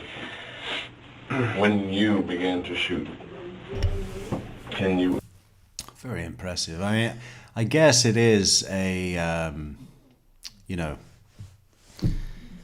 set tactic. I mean, obviously these detectives work together all the time, and they've got a routine going, so a little bit of everything. But considering the black detective has had 0 sleep, very good, very good. Honestly, tell us that you ever saw a gun inside that vehicle. I saw a barrel come up on the window, like a single shot shotgun where there's a barrel. I didn't see this part of the barrel. I saw that part of the barrel, and it was either a barrel or a stick. But sir, they're. It could have been a barrel. It could have been a barrel, or a stick, or it might have been a big feather, like that you would take off the tail of a peacock. You know, it could have been a barrel of a 12 gauge, or a stick, or a big peacock feather. And he just started waving it wildly out of the window, this big feather. And I thought he was going to tickle me with the feather. I thought he was going to put it under my armpits and tickle me to death. I was in fear for my life. I had to take action. Make up your mind, man. This flip-flop, you know. And again, when we get to the stand, that's all gone. That's all gone. All that ambiguity. It was either a barrel or a stick or a giant feather. Either way, I knew I was going to die.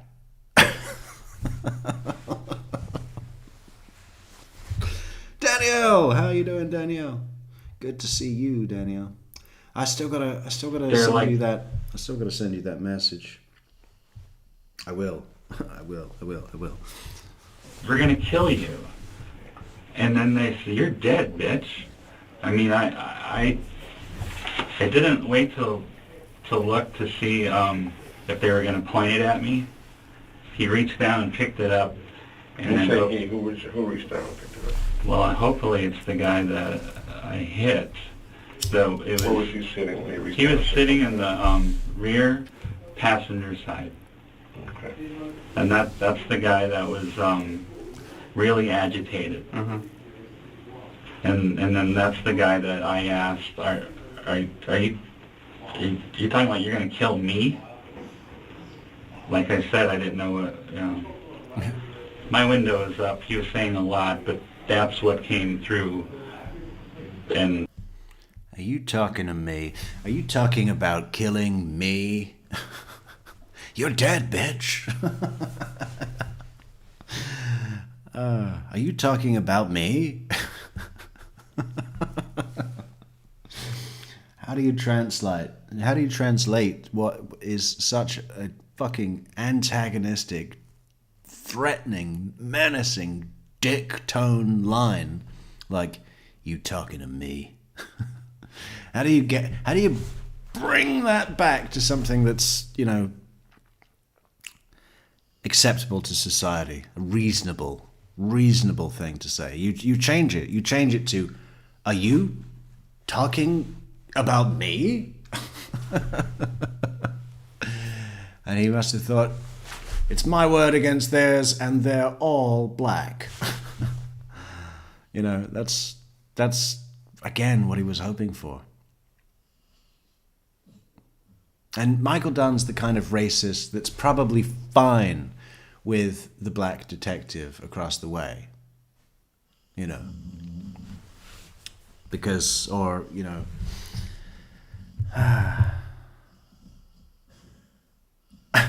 I mean, I was going to say holding a job of, but we have to remember that this is 2012, right? And that was a election year, wasn't it? That was Obama and Romney. Romnesia. He's got Romnesia. And it is touched on in Rhonda Rauer, the fiancée, no H, multiple H, when they're asking her, does he like to drink and does he get agitated? And, oh, you get him onto politics? Oh, baby. You know, it's like she really will start ripping into politics. And it makes me wonder. It just makes me wonder. Do we think that Michael Dunn was happy about Barack Obama getting a second term? Do we think he was a big Mitt Romney fan? You know, maybe. Being a racist, you know, it's just like there's a thug. There's a thug in the White House. He really takes this shit to, like, they showed, I don't know where I saw it. I think it was on a news clip, but they showed, because he was put into solitary immediately because he'd killed a black child and he's a big racist asshole. So they put him in a room by himself, and then he spent the time doing these like graffitos on the wall, which would be, you know, like the what do you call it? Like the no smoking symbol, red circle with a diagonal line, you know. He would draw that, and then instead of a cigarette in the middle, he'd put the word thug. And, you know, he keeps going on about how people should pull their pants up and stuff like that. You know, it's just so funny. Yeah. So he's probably fine with this detective, but, you know, in his concept, he thought they're all black, so they won't be believed. So even though there's 4 of them to testify what I said, I still have credibility as an upstanding, professional, white male. That was in his put my window down to ask him. Mm-hmm. And the music is still playing at this time? And yes, he is really loud and really animated. Louder than the music that's bothering you? Yes, well, the music was a nuisance at first. You know, with my car. Now he's forgotten all about the music, right? He's forgotten all about it. Yeah, no, the music. No, the music was a nuisance at first. But then he started waving that big feather and threatening me. Cars shut and the windows up, and you just hear the heavy bass. And like I said, I just said, hey, would you mind turning it down? I know, isn't it great, Christina? I love that this, what do you say? Super polished black detective happens. What do you mean? That he's got a nice shirt and shoes? Yeah, he does have a nice shirt and shoes. And they did. They shut it off, which I said thanks. I said thanks. They were unreasonable. I said thanks. It was a simple request. I do it all the time. I go up to people and I say, excuse me, could you turn that down? I can't hear myself think. I'm trying to think, and as I'm thinking, I can't hear the thoughts that are in my head. And I get lost. So please, I have a condition, my ear, from my scuba diving. I had water in it as a child, and now the thoughts that happen, I need to listen. And I can't listen to my thoughts that I'm thinking while at the same time listening to your thug music. Turn it down, please. Common courtesy. But it really wasn't an issue of loud music. It was an issue of them. True. It wasn't an issue of loud music, really. It was an issue of you being disrespected, or at least your perception. And he was. The detective sums it up great. He's like, yeah, was he telling you to go fuck yourself? You bet. Yeah, he was. He's a teenager. You know how teenagers are, especially when they're out on their own, and they get a little brave. Yeah, but as a grown man that's 30 years older than him, right? 30 years. It's a whole generation, more than a generation, older than the child he murdered. You're supposed to be able to go, okay, I could smash that kid's face into a fucking wall right now. But I won't. Because I'm mature.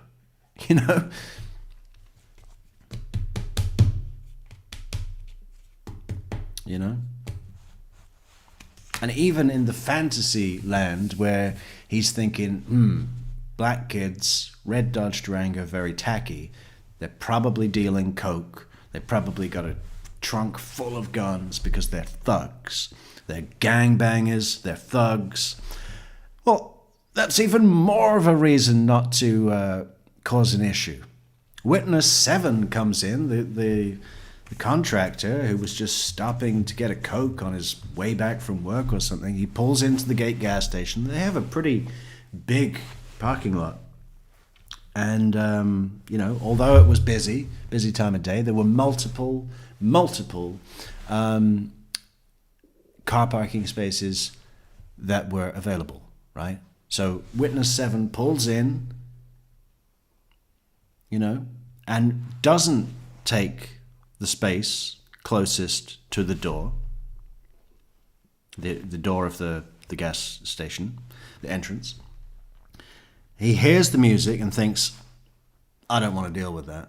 I don't want to, I don't want that interrupting my zone. So I'm going to go and park over there and walk the 15 feet to the fucking entrance, I think there's also a degree of the Michael Dunn curse of exceptionalism that he seems to have bestowed upon himself, which is he believes even if he is not getting out of the car, fat fuck that he is, you know that he likes to park right next to the door, right? Every time. Lazy, fat fuck.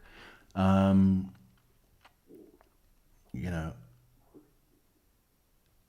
was I going to say?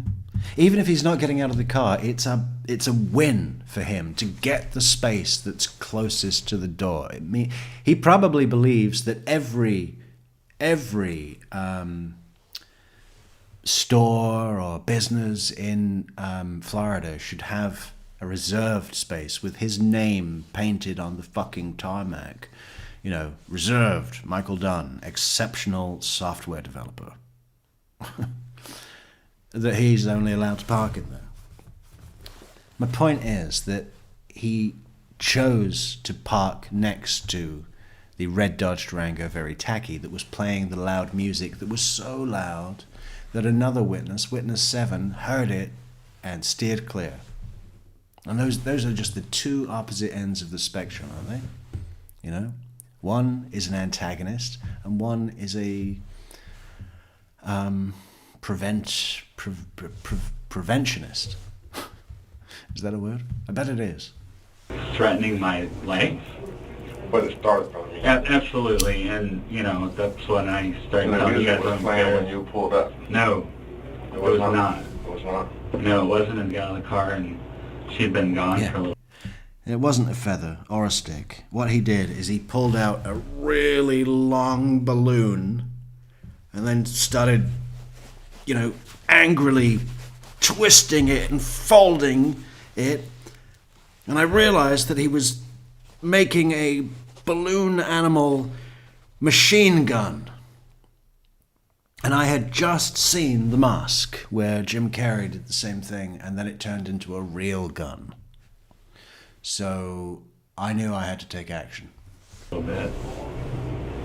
She wasn't in the store very long. All right, shouldn't. And I said she's not in there very long. Like we said, there's some issues that we have. I'll be the first to tell you there's no weapons in the car. You know what we were saying the other day about Stephen McDaniel having guns, and fair enough, Second Amendment, blah, blah, blah, blah. Whatever, it's your deal. But surely there has to be some fucking consensus on just look at Stephen McDaniel, okay? Just based on that alone, do we really think that he should be allowed to have a gun? But Michael Dunn would be different, wouldn't it? Because although he might look like a dick and a fucking fat asshole, but, you know, he does, on face value, look like a normal guy with a job and a house, and you know, it would be more difficult to prevent him from having a gun than it would someone like Stephen McDaniel, right? When really, I mean, yeah, it's just, how do we go about it? How do we go about it? How do you go about it? I don't know what you saw. That's impossible. When they drove off, they dumped it. They never left the parking lot. Yeah, they drove out, circled right back around, and came right back to that spot. Oh, okay, because Yeah, and he's totally shocked about that, isn't he? He's like, oh, okay. He was thinking, they must be gang thugs. They're gonna drive back to their hideout where they do all their gang things, and they probably won't even call the cops. And then, you know, they'll ditch their imaginary balloon gun, and I'll be able to claim that they just disposed of the evidence because they're black and that's what they do. He thinks. Yeah, so he's really surprised at that, isn't he? And it's a big thing because they just drove across the street into another parking lot. I think the two front occupants got out and looked in the back, saw the horrific scene. I mean, he was already dead at this point, but obviously they didn't know that. And then, you know, they drove straight back to the Gate gas station, and, you know, the public started to help before the cops even got there. So many people started to help. There was even cars that I think there was a guy with, I don't know if he was a EMT off duty or something, or if he was just had some training in first aid or whatever. But he was driving past, heard the gunfire, turned around, and just nobody, nothing to do with anything, to the scene, and helped before the cops got there. They circled around until they saw you leave, and then they drove right back. Because they saw you leave at that point. So you leave and they realized their friend had been hit. So they never left the parking lot. They came right back at that point. Okay. Well, I don't know what to tell you. Here's what has to happen. I know that from your position right now that you're going to do everything to protect yourself. And I can't say that I blame you for that. But we're going to need the total truth as to what happened. Not this story that I've had from 7:30 last night till 12 o'clock today to fix up. Okay, because the only thing that's going to make sense to us is the truth matching the scene. And there was the biggest problem we got, the first hurdle we got to get over is that there is no weapon in that truck. Do you have a stick? Because he stuck something up. I'll double check it. I don't recall seeing anything like that, really. But I'll double check it. I'll look again. But we, obviously our main thing is when we're going through, we're looking for any kind of weapons, any kind of evidence of a weapon, shell casing, The bullets. second problem we have is that the last set of rounds when the truck is backing away from you, and you put 4 more sets in it, 4 more shots into it. That's an issue. Because now if it's backing away, it's no longer a threat. Yes, sir, I understand that. In my mind, they had a weapon. Okay. I can't shoot someone because in my mind they had a weapon. Okay. That's the problem. I mean, if I walked up to someone right now and I'm having a confrontation with them and I think they have a weapon, the law doesn't allow me to shoot him because I think he has a weapon. I think you would have a hard time arguing with your statute versus any one of them that they could get out and beat you up. Well, there's 4 of them. Even the 4 of them. I think you would have a hard time arguing that the 4 of them could have done anything to you. Yes, sir. Yeah. I'd love to see that. You don't have to be a street fighter when you're that size, do you? I mean, 4 kids come up to you and what? What? One of them's got a big feather. One of them's got a fucking balloon gun. And one of them, what are they going to do? Sponge you to death? Let me ask you this: how were you when you pulled your gun out? Say you're sitting in your driver's seat like that, straight ahead. How did you shoot? Did you shoot one-handed? Did you shoot two-handed? Two-handed, like that. Two-handed, like this. You come across your. Trained by the military friend, two-handed, across the chest, hip to chest, take aim, both eyes open. I picked up that line from Pocahontas, which was spoken by Mel Gibson. It should have been Gene Hackman, but both eyes open. And then Thomas uses that advice to kill Kocoum. Ah, what a disaster that was. And then it all went south from there, didn't it? Anyway, back to this. Yeah, my military friend. Body. Okay, and you shoot the first, you said 4 shots is what you remember. And then they start backing out. Do you continue to shoot through the window, or do you reposition yourself? I don't recall, but I do remember getting out of my car and taking, getting sideways. Mm-hmm. And I was, waiting for the wink, or... But once again... all this is... Okay. Once again, if you think they have something, think they have a shotgun. They had a shotgun. You think they have a shotgun. You're going to get out of your car so they can get a good aim on you? Make any sense? Well, at the time, I was doing everything on adrenaline and no. But I'm just saying, we're trained to, if we think something is there, to get out of the way. To get out of the way. Cover or concealment.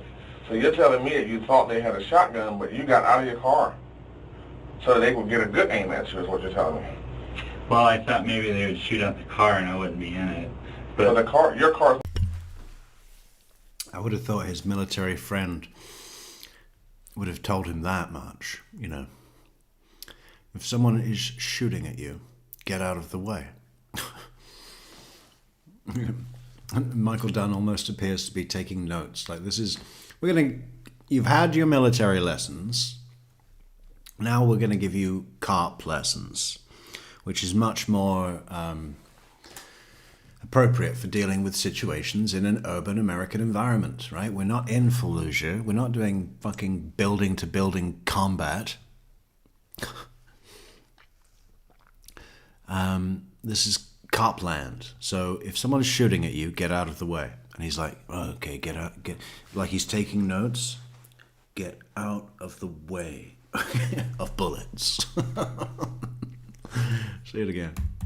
on adrenaline and no. But I'm just saying, we're trained to, if we think something is there, to get out of the way. To get out of the way. Cover or concealment. So you're telling me that you Nodding thought they along. had a shotgun, but you got out of your car so they would get a good aim at you, is what you're telling me.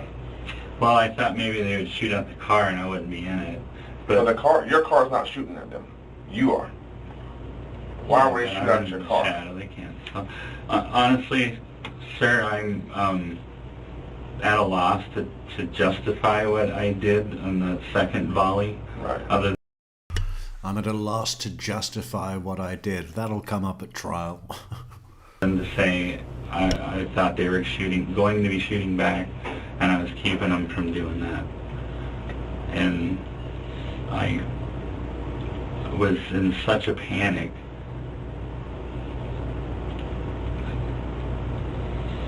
Fear for my life, for the love of my life.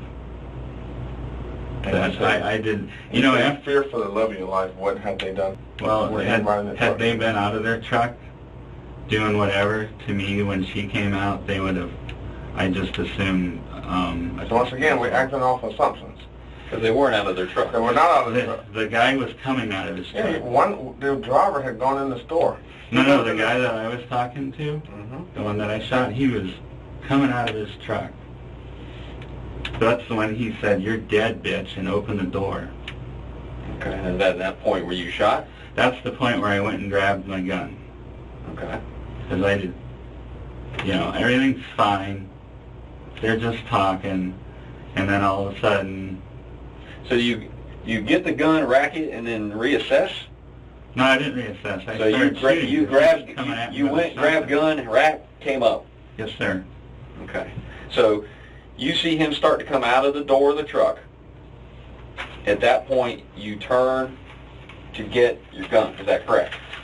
You take it out of your glove box. You unholster it. You rack around, and you come back up on target. Yes, sir. Fluid motion. Okay. In the amount of time he's starting to get out of the truck when you first start to go get your, but yet by the time you come back and start shooting, he's still in the truck. He's coming out. I think he saw what I was doing and was running back in. I don't know. But See, that's where I'm a little thrown off here. Okay, because he is sitting in the back seat of that truck when he is hit. Okay, because the bullet goes right through the door. 3 bullets went through that door. Okay, he wasn't hit standing outside the truck. oh no, I know I shot through the door. Okay, so Driving him back. How's he getting out of the door if you're shooting through it? You're confusing us. All right. When the latch is coming off the door, Mm-hmm.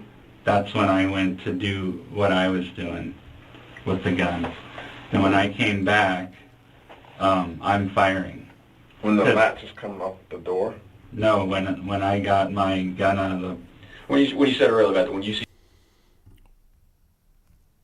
We need to go to a commercial break. Do go to the PayPal app and support the channel. Or if you don't like apps, if you're not modern, go to buymeacoffee.com. Also on an app, very modern. And support the channel, because that's what it's all about, right? It's all about a give and a take. A give and a take. Receiving, giving back. You know, I mean, that's what it really is all about. I mean, we, you know, at the Metrix studio, yeah. You go to the PayPal and support the channel, support the goddamn channel. PayPal me / True Crime Metrix. Boom! We should give a prize. We should give a prize. There will be a prize. We don't know what it is. Oh, where is... See the latch. What do you mean by the latch coming? Well, the door's opening, and he's stepping out. Okay, so and he's stepping out. Yes, and then And you go and reach, but by the time you come back and come up just blazing, somehow he's still sitting in the truck. Well, maybe I'm not as fast with the whole thing as I think I am, but it was... Or maybe he wasn't getting out of the truck. No, absolutely he was. Here's the other problem we have. The guy in the front seat, the front passenger seat, he sees you. He has a perfect view of the whole thing. Right. His window's up. Mm-hmm. He sees you getting the gun. So why would he let his friend get out of the truck when he sees you getting the gun? Pardon? Why would he allow the victim to be getting out of the truck when he already... I have no idea. I mean, I think the guy in the front was the Okay. reason. You also know that it was 7:30, 7:45 p.m. and the Gates gas station has several customers in the parking lot and everywhere. And we've interviewed several people. This is the very first time that anyone has told us about anyone getting out of a truck. And here's where I would have a question too: is you're saying you feel like you have a threat that this guy's got a... It's pretty amazing that they didn't have any CCTV, surveillance, camera, you know, nothing. There was camera inside the store. But, you know, I really thought that was everywhere in the United States, particularly gas stations. You know. shotgun in your view. Okay, so you think he's getting out of the car. Okay, so you turn to get yours. If he's unarmed, which he is. That's so true. That's so true, Christina. There can be no True Crime Metrics without the support of the listeners. Thank you for your support. Yeah, we need support. Otherwise, we're going to die on the vine. Is that what you want? Is that what you want? To die on the vine for us? You know? To not become grapes that will be stomped and turned into the finest of Napa Valley Merlot? You know? Or maybe, where else do you have wine?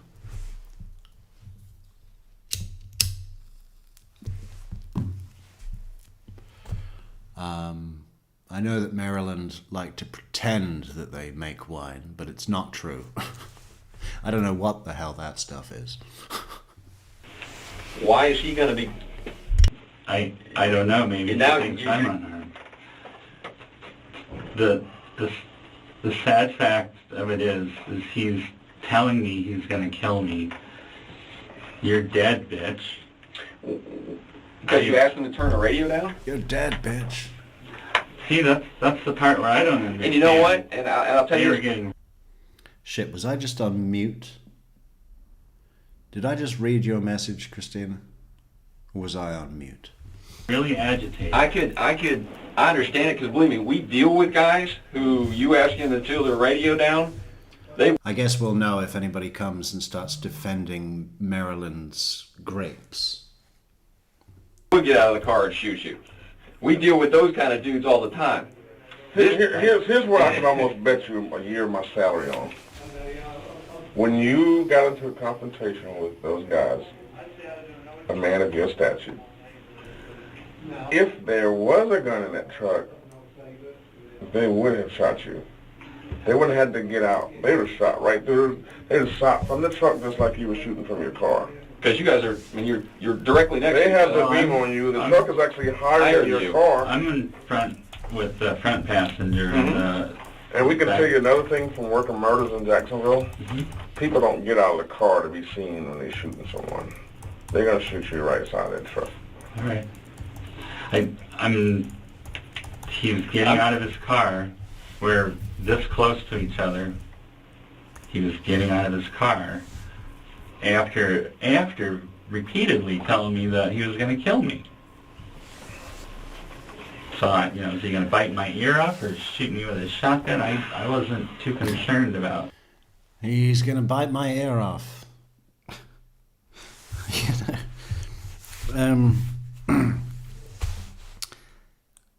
And would that be justification for lethal force? I mean, just that alone, isolated? If someone was biting your ear off, would you be allowed legally to shoot them dead?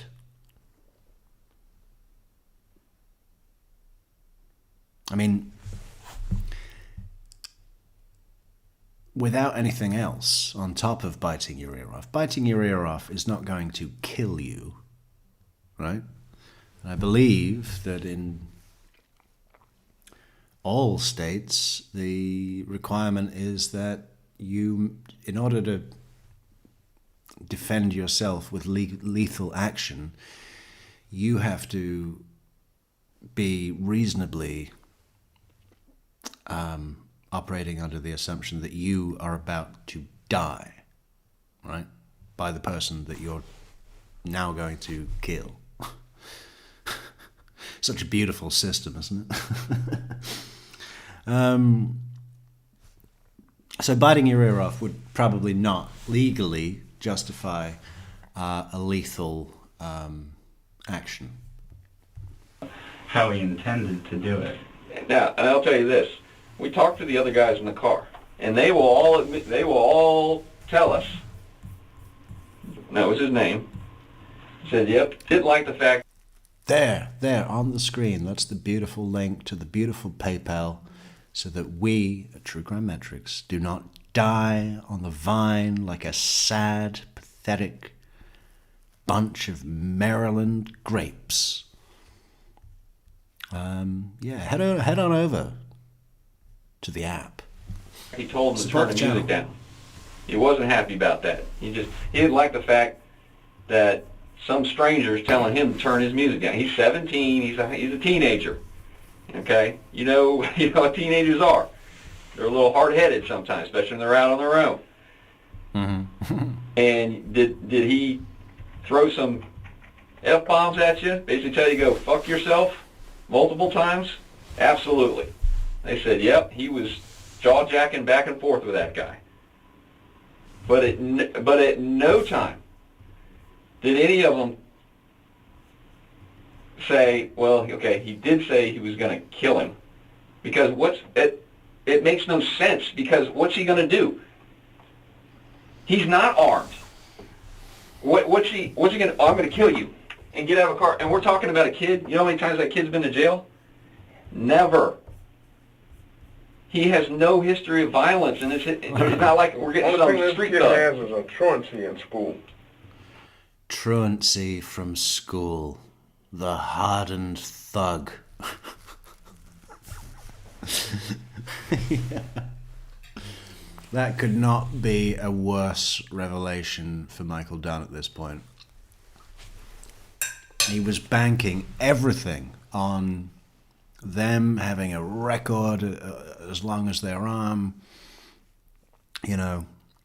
known to police, involved in criminal gun shit because they're black. I mean, I like this case. One of the reasons I like this case so much is that because it confronts two major issues, you know, together in one, and they're so interwoven. Guns and race, right? His perception of what it means to see four young black guys in a red Dodge Durango, very tacky, blaring thug music, you know, that comes as he sees those individuals in that red Dodge Durango, very tacky. He has, it's almost like a fucking parallel universe, alternate reality. He sees four individuals with a completely assumed, made up history, reality, lifestyle, life choice. Michelle! Boom! Thank you so much. Hello, Michelle. Good to see you. I would go back and watch it from the beginning, Michelle. It's been so nice to do something else. You know, it's been so nice. I think we're on a new chapter. How many people do we have in chat? Probably not Adelson numbers. God. Fucking. It's low, isn't it? Jesus. Is it really that low? Okay. How do we get that up? Like the video, share, subscribe, leave a comment, support the channel on paypal.me/truecrimemetrics or buymeacoffee.com/truecrimemetrics. We're not talking about a violent kid here. He has no track record. There are guys in Jacksonville who I'd go, okay, I believe that. Let's go back, because you can see the sweat on Michael Dunn, because he's like, you know how many times that kid's been to jail? Never.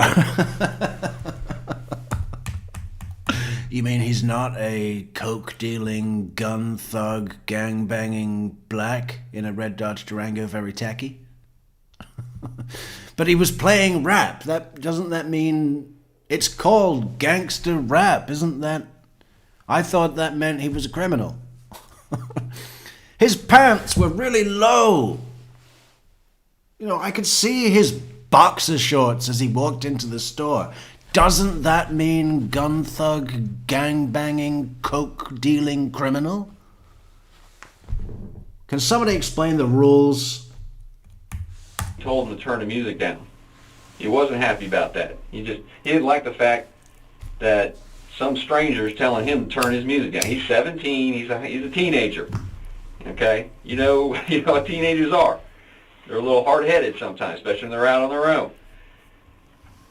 And did he throw some F-bombs at you? Basically tell you to go fuck yourself multiple times? Absolutely. They said, yep, he was jaw-jacking back and forth with that guy. But at no time did any of them say, well, okay, he did say he was going to kill him. Because it makes no sense, because what's he going to do? He's not armed. What's he going to, I'm going to kill you and get out of a car. And we're talking about a kid. You know how many times that kid's been to jail? Never. He has no history of violence, and it's not like we're getting some street thug. All this kid has is a truancy in school. We're not talking about a violent kid here. He has no track record. There are guys in Jacksonville who I'd go, okay, I believe that, because they got track records. This kid ain't got no track record. The kid sitting next to him doesn't have a track record. The kid sitting in front of him doesn't have a track record. None of them do. The driver's got a little bit. Stole a car when he was younger. That's it. These aren't violent guys. They pull up so the driver can run in and buy cigarettes. It's the only reason they're even there. They just got back from going to the mall. That's it. So I have a hard time buying how I can totally see him talking shit to you. I can see that.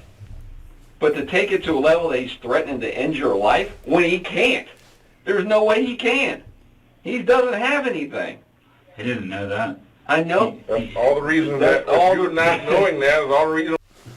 I didn't know that. I thought he was a criminal. I thought I would get away with this based on his rap sheet. That's why they call it rap. The music that they were listening to, because they have a long rap with the police. So I thought, opening fire on a car full of children, a red Dodge Durango, very tacky, that was blaring rap crap, thug music, would just be swept under the carpet and, I'm white. Why you took your next step too far. Yeah, the problem is you went from 0 to 100 without ever getting... Oh, the black detective's putting on some pressure now, isn't it? There was a resignation within that tone. An unsympathetic resignation of like, yeah, that's why you took your next step too far. And now you're gonna fucking pay the price. 50. I have a guy very irate saying he wants me dead. Well, if the other guys aren't corroborating, I'm sorry, but that's And understand saying. too, there's people in the parking lot. I have a guy holding an enormous feather that he probably plucked from the tail of a peacock, waving around at me very aggressively, in fear of my life and the love of my life, her life. He could have tickled us both to death with that big feather, okay? I can hear what's going on too. And if the other guys in the car aren't corroborating that, well, I'm sorry, but, they are black. Oh, God. So, it's amazing, isn't it? That, maybe I am exaggerating it. I don't think there's, apart from all of the obvious signs, there's nothing specifically direct that, really fundamentally demonstrates his racist views. But I think it's pretty fucking obvious that he drove in, saw 4 black guys in a fucking red Dodge Durango, very tacky, listening to thug music, and assumed that he could fucking do something extreme, and that would be chalked up to gang-on-gang violence and probably not even pursued by police. Right? That's what happens here. But what also happened is he found out that it was a 17-year-old child who had just fucking gone to the mall with some friends, from home where he lived with his mom.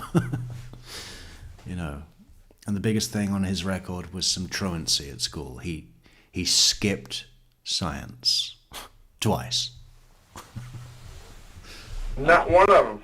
We have what's called independent witnesses. Yeah, not associated. I understand. I wasn't sure that I heard him right. That's why are you, is this directed towards me? You're going to kill me? Yeah.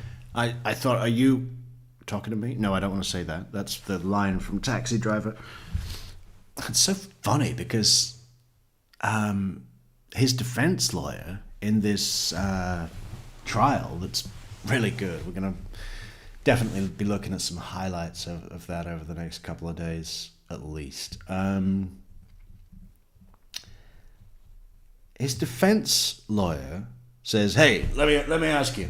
There's a famous line from a movie, Al Pacino. Al Pacino says, you talking to me? It's not Al Pacino. It's Robert De Niro. Right?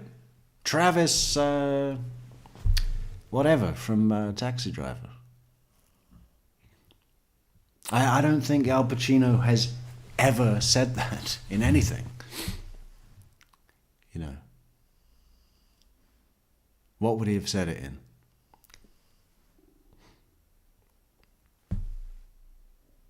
I don't know. Dog Day Afternoon? Happens to be an exact quote of, are you talking to me? That was an exact quote. Guys with the truck said. He said something to the effect of, "Are you talking to me?" Travis Buckle, lady with the facts. Lady with the facts. Yeah. So that's dead on. Yeah, he was talking to you. He's basically telling you to go fuck yourself, and I'm going to turn the music back up. Yeah. No, the music was already up, and he's talking, kill the guy. And I just can't understand, if the music is up to the point where you're asking them to turn it down, how can you also hear the conversation that they're having? It is not making any sense. He's livid. He's not talking. He's yelling. And my window's up and I can hear him. Okay. I'm not making out all the words, but then I hear, kill that son of a bitch, or kill that motherfucker, I think is what he was saying. How do you know it was him saying it? Well, when I put the window down and I asked him, he said the same thing. Yeah, kill him, motherfucker. And then when he was opening his door, that's when he said, "You're dead, bitch." And, when you say he didn't have a weapon, he's on the ground, and you put something up on the thing and then gets out. I thought it was a shotgun.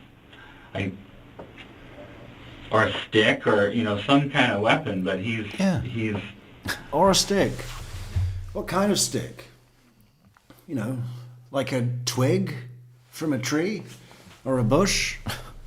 He started rustling these leaves really loudly, and I couldn't hear myself think. The way he tells it at court is so funny. He's like, "Excuse me, would you mind turning that down, because I can't hear myself think?" And you just know that he fucking scowled over at them and pounded his steering wheel and said, "Could you turn it down?"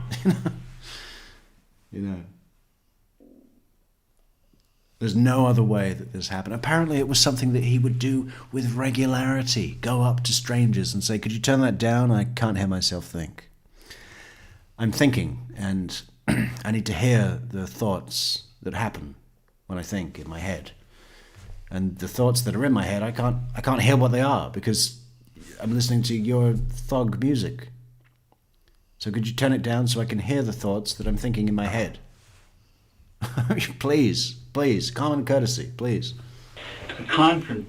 If you do that 100 times, you will get shot. Just leave it alone, You didn't need to park in that space. Witness 7 came in and parked somewhere else because he heard the music. Be more like Witness 7, Maybe you could not understand the extent of his actions, but by all accounts, Michael Dunn had a good day, right? At least on the outside. He'd attended his son's wedding, gone to the reception, couple of rum and cokes, food, full buffet food. This guy loves a fucking buffet. I'm going to go up for a 4th helping. Do they still have that chicken dumpling thing? The dumpling, the chicken? Is that still... Okay, I'm going up. Someone else says, "Could you bring me some?" He's like, "No." I'm taking what is left for myself. He'd had a good day, good buffet, couple of drinks, and hang out with the family. And when we learn a little bit more about his marital history, he's got 2 children, or is it 3? He's got at least 1 daughter and 1 son. And is there another daughter? I don't remember. But they're from 2 wives. Neither of them are. Neither of them are. He divorced. Everyone's divorced, and now he's engaged to someone else. And this was the first time that his new fiancée bride-to-be, Rhonda Rauer, with no H, multiple H, was introduced to the family. And I wonder if there was some underlying issue, a resentment somehow of... But everybody said, the family said, oh, it was great to see him. Ronda Rousey said he had a great time. Everything was going well. Now, if he'd have had a horrible day, if he'd have just got fired or, you know, caught his wife with another man or something, you know, some terrible thing, I mean, you could understand him shouting at some kids, maybe. Not murdering them, but, you know. He'd had a good day, like Sarah Boone. You know, it was a good day. We've had good days recently. Confrontational and using words like, I'm going to kill you and you're dead. And I didn't know he was 17. I thought he was a full-grown man. I thought they all were. And in my mind, they're all going to get out of this truck and shoot me or beat me. You know, or had that been the case, we would have a different argument. Had anyone been out of the truck, walking towards you in any type of threatening manner, we would have a totally different... You see, Michael Dunn, without legal counsel, idiot that he is, in this situation, is already trying to, you know, he realizes that saying that they had a gun is ridiculous because they didn't. Now he's trying to do this kind of like, well, I thought they were all going to get out and shoot me or beat me or tickle me with a big feather, you know.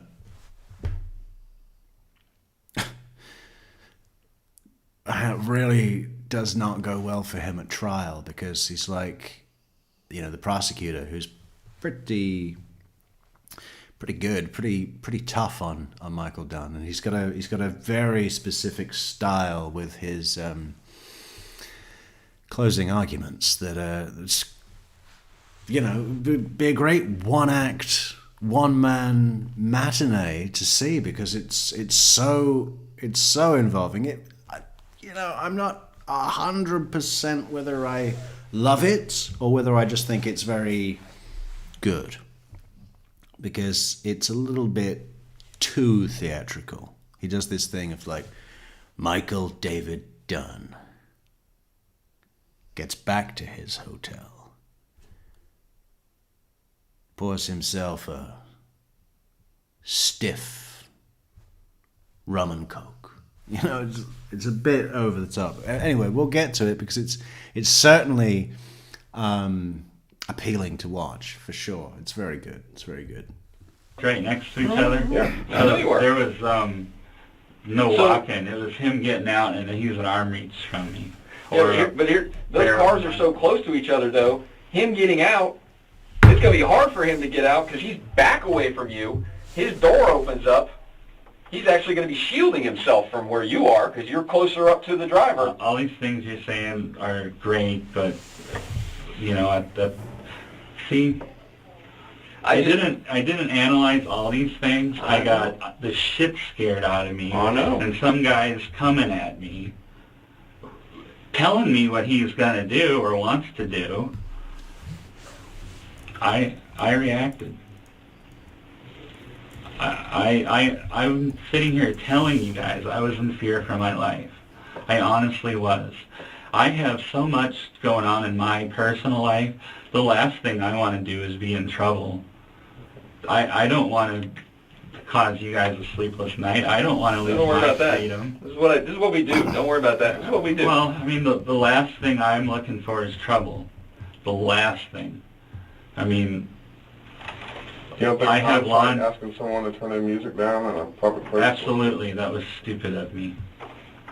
Around here, I don't think... If you do process and elimination, had you not done that, then we wouldn't be here today, right? Absolutely. Running around. Absolutely. Do you think you overreacted? Well, I think I got the shit scared out of me a little bit, and you know, if we want to say because somebody's dead, hell yes, that was. Well, no, not even somebody who's dead. Let's say nobody even gets hit. Do you think you overreacted? What if you just hit the car a bunch of times and they drove off with a bunch of bullet holes in the car? Sir, from where I was sitting, a shotgun was coming up at me, and so I don't want to sound like an asshole, but if it happened again tomorrow where a shotgun was coming up, I think I would do the same. I hope I would And you know what, not be Mr. afraid Dunn? to do the same. If there was a shotgun coming up at you, we would expect you to do what you did. The problem that we have is that there is no shotgun. That's the bridge that we got to get across. You keep dwelling on the shotgun as if there was one at the scene. If there was a shotgun, a BB gun, any type of gun at the scene. Hell, if there was a water gun that was black that looked real at the scene. Like I said, it was a barrel. Could have been just a stick, but I mean, it was. Could it have been your imagination? Well, no. I mean, anything's possible, I guess, but him coming out of his car was not my imagination. Okay. And it was right after I saw that he started coming out of his car and saying, "You're dead, bitch." When you went and grabbed your gun, racked it, and came back around, what were you shooting at? Did you acquire a target or did you just start shooting? I shot at the door. Which door? Which door? The rear passenger. You shot at his door. Yes. What was the purpose of that? Saved my life? From the door? No, he was coming out of his door, and I guess he went back in it, but that's where he was I just prior. said, hypothetically, you and him exchange words. He opened the door to go in the store to use the bathroom. He wouldn't have said, "You're dead, bitch," and then... I'm just saying. Well, then I guess I would be in trouble if that was the case. But that's not what happened. And Yes, sir. she's in the store the whole time. Yes, sir. So she's not privy to any of this. She doesn't No, see any of this. She is livid. She basically stands at the counter and all of a sudden she starts hearing gunshots. Okay. So many gunshots that she leaves the wine on the counter. Yeah, paid for it, and left the wine and chips. Didn't even take it with her. Because at that point, and is going out the door going something, basically calling your name. She said that the first volley they heard, and then when I got out of the car, they said, "Oh, it's the guy in the black car," and she thought it was me, and you know, she told me this later. She goes, "I was telling them it's okay. Mm-hmm. Like I know that it's guy. not a. You guys are safe." Mm-hmm. And what guys were safe? It definitely wasn't the guys in the truck. Well, the people inside the store. Let me, I feel really bad about the... It's okay, guys. It's okay, guys. All the white people are safe. If you're black or Mexican, you're in trouble. But if you're white, totally safe. Michael Dunn. the boys in the truck. You guys, I really do. If I could and let me, undo I'll this, I let would. you in just from doing our investigation. We are so lucky. Really, there should be 3 of those 4 should have been hit. 3 of those 4. You could have 3 dead guys right now. Okay. Luckily for the guy in the front seat, his door stopped the bullets. They entered the door but didn't go all the way in because the front door's got bullet holes in it. Okay. And there's another one you shot when you were doing the suppression fire, basically, to keep their heads down as they're driving away. You put one in the back of the car. There's several shots directly into the rear of the truck. And one of them comes zinging in through the back and goes right up and hits the sun visor where the driver is as he's driving out. Didn't miss his noggin by much.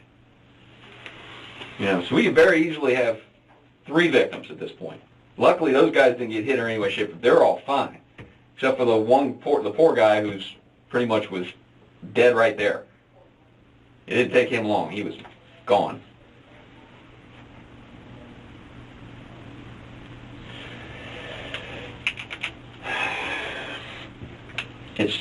You know, I'm just letting you know, we're just, and like I said, we see a lot of scenarios, and we deal with threatening situations. I mean, it's not, you know, we deal with them all the time where somebody defends themselves. I mean, we do. And there are clear-cut cases where you go, yep, sure did, buddy. You know, you defended yourself. Have a nice day. You know. But let me be the first to tell you. This ain't one of them. Not one of them. Unfortunately, this is not one of them. Okay, because unfortunately, we have between the witnesses and trial, and we even, yeah, they're friends of the guy in there, but they've got their perception of what's going on. But there's other people there who fill in blanks for us, who are independent. And we haven't had anybody even hint to us that he, one, was getting out of the car, two, that anybody heard any actual physical threats to anybody. There are some F-bombs getting dropped. I'm gonna kill that motherfucker. I mean, did they concentrate on the F-bomb and miss out on the verb? I'm just telling you what people tell us. We ask them, what did you hear? Because I show up at a scene and I don't know anything about what happened. We just start going, what did you see? What did you hear? Mm-hmm. What did you see? What did you hear? Because you might hear something different. You might hear something different, see something different. You know, everybody sees things through their own little, and believe me, we've done this long enough that other witnesses see things, can see the same thing, and totally get it wrong. You know, two different stories when you get it from them. That's why we try to talk to everybody else. Sure.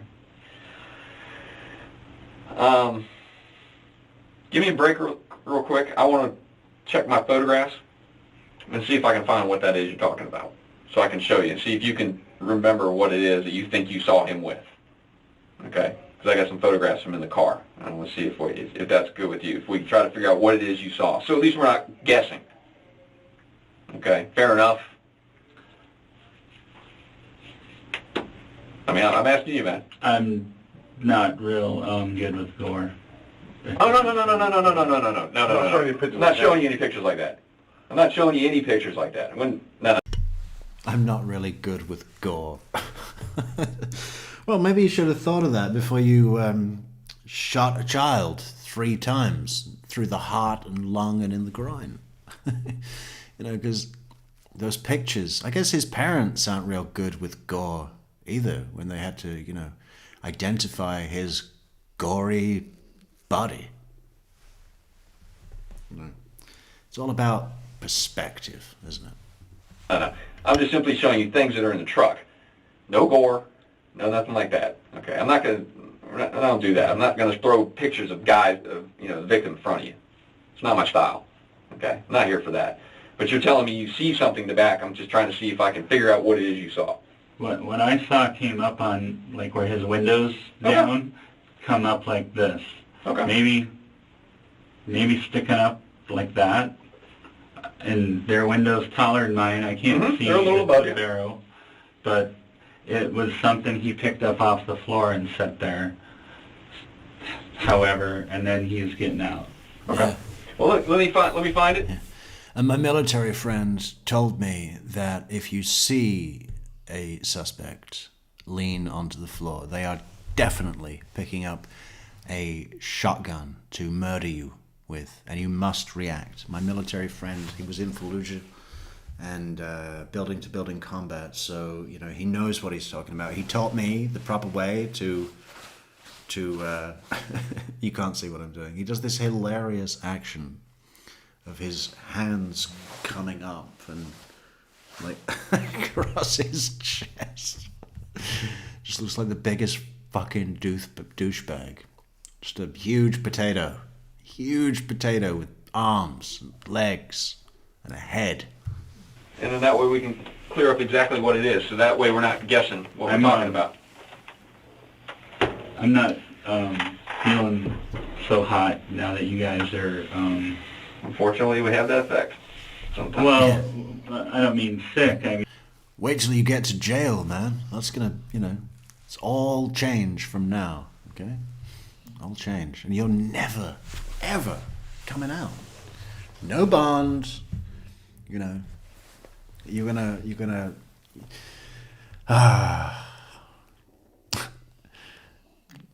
I almost want to go and play the Jailhouse Call now,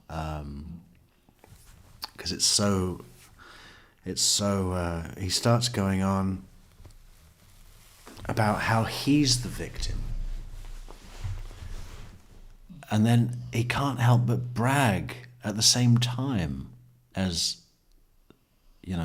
victim blaming. He's like, I'm the victim here. I'm the fucking victim here. I was being preyed upon, and I fought back, and now I'm the victim. And then he says, I was the victor. I was the victor, but I was the victim too. I mean, it's just... And his fiancée, Rhonda Rauer, no H, multiple H, is on the phone going, okay, I really don't think we should talk about this because it's coming across really fucking bad. I'm the victim here.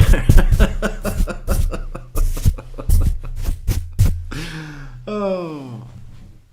I'm not sure that did come up at trial. I don't remember that specifically, but it's we'll play it. We'll play it right after this finishes. I think we're wrapping up here. Oh no, there's about another 15 or 14 minutes. I mean, actually I'm starting to be sick to my stomach. But don't forget, in those 14 minutes, the best way to support the channel is over on PayPal. PayPal is a great place. PayPal is a friendly place. PayPal is an instant place to support the channel, because we know you love the channel. We know you want to keep the channel in your lives and keep it coming back and back and getting better and better and polished. We can only do that with the support of our viewers. You know what I'm saying? So please do head on over to paypal.me/True Crime Metrix for all your Metrix supporting needs. Failing that, options are head on over to buymeacoffee.com/True Crime Metrix, or just help us out with our goal at the top of the chat. We only need another 49 participants to support that goal, to and yeah. I like to think of it as you are buying a little piece of our souls, right? That you can call your own. And keep with you at all times. And it's just a wonderful thing. So thank you so much for the support over on paypal.me/True Crime Metrix, or the coffee, or the goal. Okay? But, PayPal is instant. As in straight away. As in right now. Yes.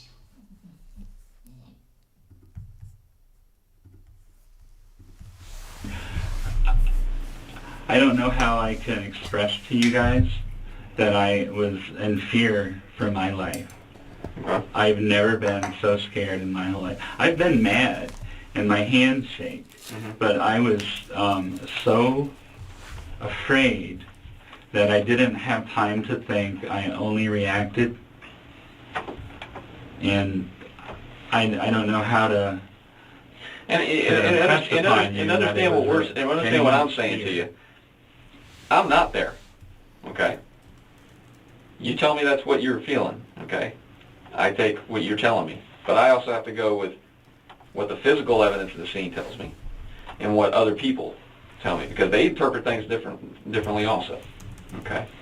Earlier you said that, the last thing you needed right now was to get in trouble. With what's going on with your life that...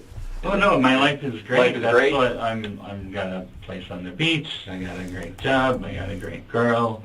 We just got a little puppy. I mean, I've got great friends. Okay. I have everything to look forward to, and there was nothing that would make me want to jeopardize that. Okay. I have no no reason to want to even attempt to jeopardize what I have. Okay. Were you angry last night when all this happened? Not at all. I just left my son's, my firstborn's wedding. We were in a great mood. We were gonna get a bottle of wine and go drinking in the room. Were you drinking at the wedding at all? I had a toast and A toast, singular. rum and coke Okay. with the meal. All right. But A rum and coke with the meal. And that turned into 3 to 4, which we all know means 8 to 9. I had 3 or 4 rum and cokes. 3 or 4 large pints of rum with a bit of coke. And when I say coke, I mean cocaine. That did come up at some point, actually. There was... Did we hear that? Some speculation about his cocaine use and whether that played a factor.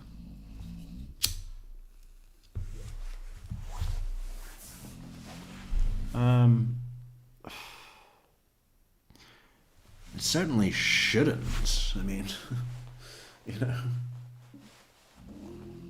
if cocaine makes you want to kill children, maybe it's not the drug for you. I wasn't drinking, if that's what you meant. No, I'm just asking. Were you buzzing at all, or? No, I'm no effects real. from it? I have a pilot's license, and they're real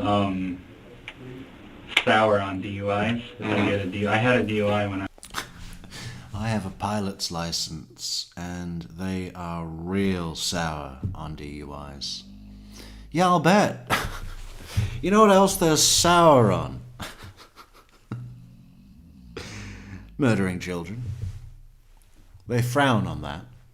The aviation community, they don't like that at all.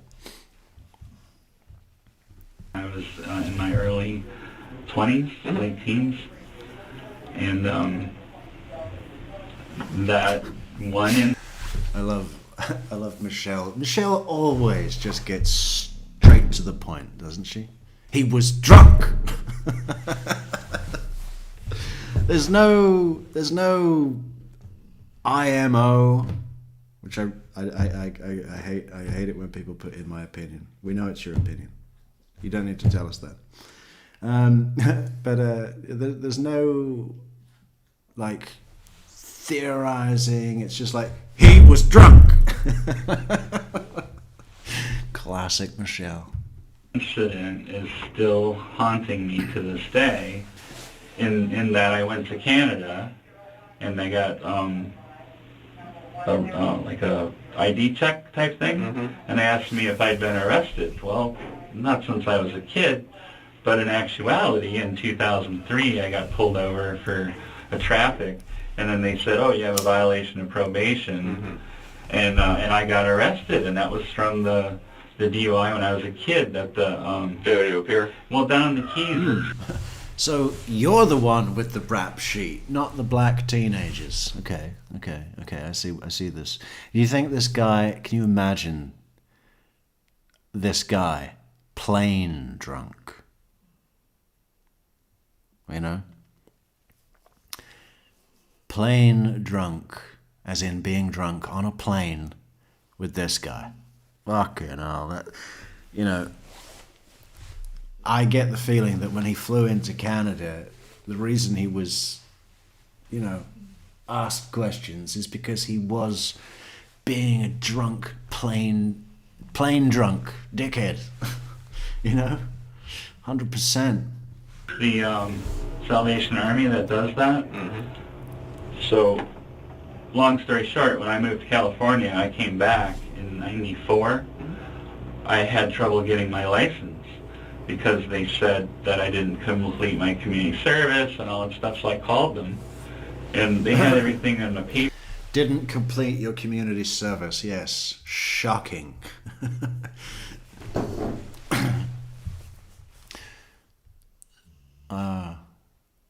Yeah, I can see him in a soup kitchen. File. They just hadn't entered it in the computer. And so the failure to appear was the last month or whatever, Mm-hmm. and they just didn't enter it into the computer. So it was a snafu, Okay. but I was in the jail for 5 days while they were trying to figure it out. It was a snafu. Just a snafu. Just like this, right, detectives? It's just a snafu. I want to start using the word snafu. What is the literal definition of snafu? Snafu. A confused or chaotic state, a mess. Well, actually, that sounds pretty accurate to describe the murder of, in utter confusion or chaos. Throw a situation into chaos. Well, that's what he did, isn't it? A snafu. But I guess what I'm trying to tell you is I'm real anal about not drinking. Right. Not having. You made that mistake. Anal. You're gonna be. You're gonna be. I want to do it again. Exactly. Fair enough. Okay. Can you get you something to drink? Yes, please. Water would be awesome. Water? Okay. Well, give me a minute. We'll be right back, okay?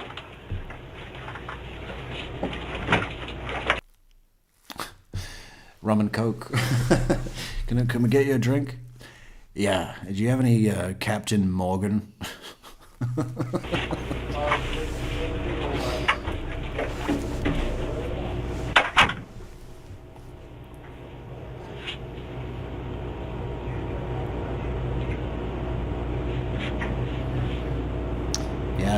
Yeah, I was saying that earlier, Christina. The very people who should never go near guns cannot live without them.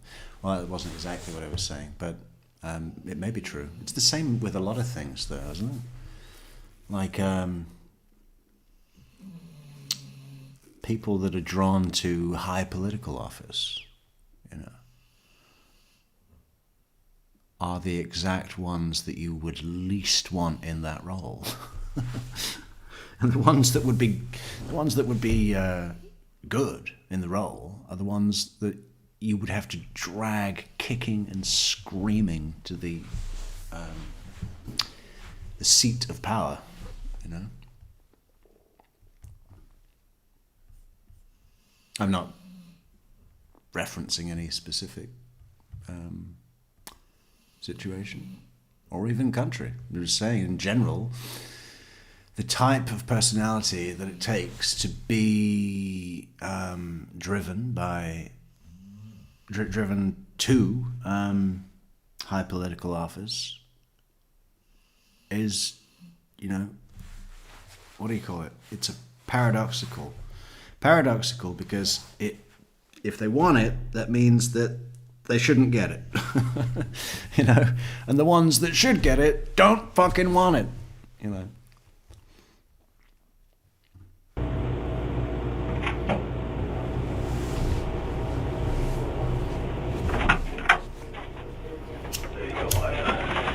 Thank you, everyone. You're welcome.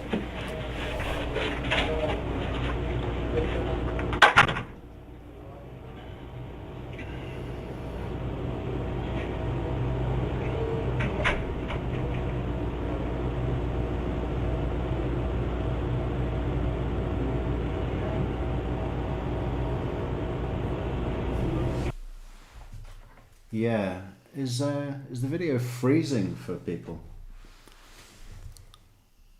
I'll just point the phone at the window again.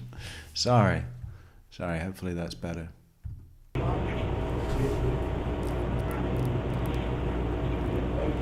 Alice in Wonderland, how you doing? Ruth Ann, how you doing?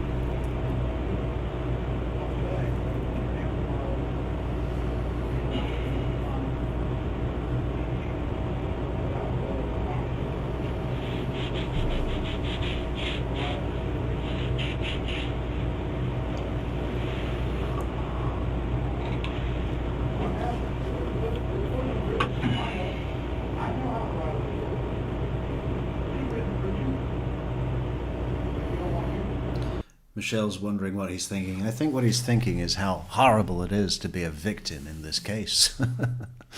I'm the victim here. I'm the victim. Oh, I was the victor, but I'm the victim too. Can't wait to get onto that call. Let me look it up right now.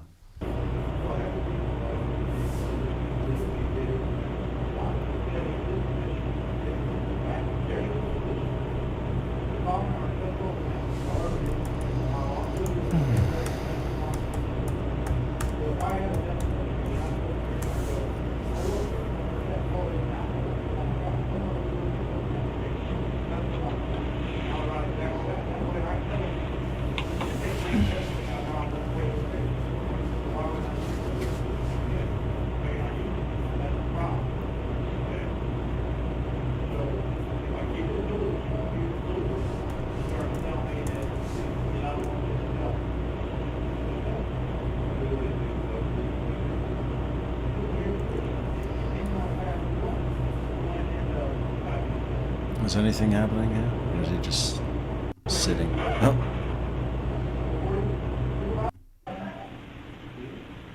Yeah, I think pretty much that's it for the interrogation. So he's bang in trouble. He's bang in trouble.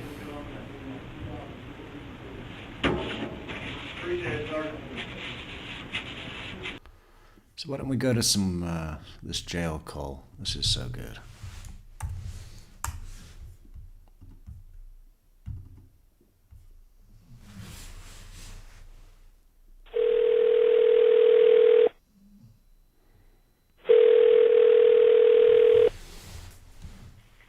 Hello? This is Global Tel-Link. Three-way calling is prohibited. All inmate telephone calls are recorded. I have a prepaid call from Mike Dunn. an inmate at Duval. Even the way he says his name. Mike Dunn is a dick. County Jail. Your account balance is $27.85. If you wish to accept this prepaid call, dial 0 and thank you. Hello? Hey, honey. Hope you don't mind I called you back. No, I'm glad you did. So being in a room by myself kind of sucks, but I guess it'd be better than being in a room with them animals. Well, you know... Them animals. I'm guessing that Duval County Jail is pretty high on the black population. What do you think?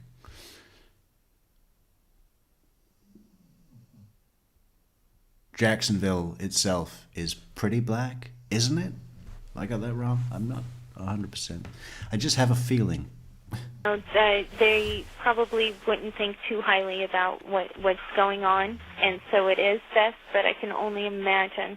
But your mom said she was sending you a book. Yep. A book. And I don't... Oh, I hope it's not how to win friends and influence people. You know, what book... How do you choose a book? You know, you go down to Borders and you've got a whole big selection of choice, you know, and you're thinking, okay. My son is in jail for murder charges and attempted murder charges. In a racially motivated, well, you know, certainly with racial undertones, what are we going to do about this? You know, is it going to be a self-help book, or, you know, how to lie your way out of jail for dummies, or like what, or just a story, something with pictures, you know, maybe a little erotica. His mother is sending him an erotic novel. Oh, God, that's horrible. So yeah, I mean, what would you get for Michael Dunn? Maybe Or a pop-up book, you know, with the you open the page and it pops up. Those are good. Know how she's going about this? Yeah, I was thinking about this today, and I was like, I'm the victim here. I'm the fucking victim here. I was the one that was being preyed upon, and I fought back. Right. You know, and I'm like, so it's my fault because I asked them to turn their radio down. Right. It's like I got attacked, and I fought back. It was Dale Carnegie that wrote Win Friends and Influence People. Allison. Because I didn't want to be a victim, and now I'm in trouble. Yeah. I refuse to be a victim, and now I'm incarcerated. I thought you were the victim, but you refused to be a victim. I refuse to be a victim, and now I'm incarcerated with these animals. No. I somehow insulted these boys by asking them to turn the radio down. Boys, little boys, children boys. I somehow insulted these boys. You know, I somehow insulted these violent, coke-dealing, gang-banging, gun-slinging grown men. That's what the lawyer would have told you to say. I somehow insulted these gang-banging, gun-slinging, coke-dealing grown men by asking them to turn down their radio that was playing thug music. Down, and for that, they were going to kill me. I mean, it's absurd that they would do that, but, you know, they're violent. Well, honey, I don't think we should talk about it anymore. We've got another case. Is he an Adelson? He did spend time in the Florida Keys, so, you know, maybe Charlie went down and rented some scuba gear from him or something. I don't know. You know, he's doing that thing that they do, right? That self-description that you use against the person that you wronged. It's absurd that they would do that, but, you know, they're violent. Yeah, I'm sure that's what his parents are thinking about you and your actions. I mean, I don't know how else to put it. Like, they attacked me. I'm the victim. Yeah. I'm the victor, but I was the victim, too. Oh, what a line. He just can't resist, right? I'm the victor because I won, because I blew him away. I'm the victor. I was victorious. I achieved victory, but I was the victim too, and I'm clever because it's alliteration.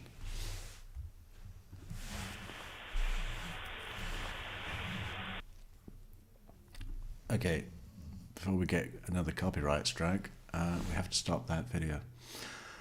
So what should we do now? I mean, we've got to get on to Rhonda Rauer, little bird fiance, no H, multiple H. Don't know if there's going to be time enough to do that today. I mean, I don't know. I mean, we could do it today. Maybe we should only do it if we get a PayPal support. That's what we should do. Stop playing hardball. We give and we give and we give. It's the wrong tactic. Wrong tactic. Yeah, ransom. Are we going to start writing John Benet Ramsey ransom notes? What was it? How did it go? What's the father called? John. Hello, John. We represent a small foreign faction. I advise that you be well rested, John.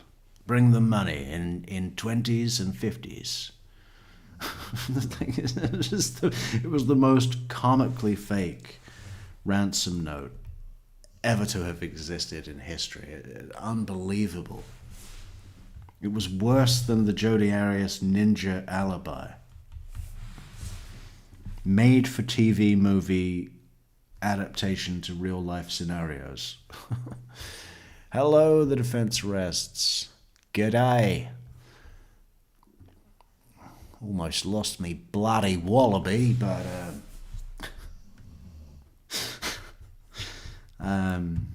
what are we doing? Yeah, do support the channel on PayPal. PayPal me /True Crime Metrix. You know, dire straits. Horrible. What else can we do? Let's have a look. Oh, should we have a little preview of him on the stand?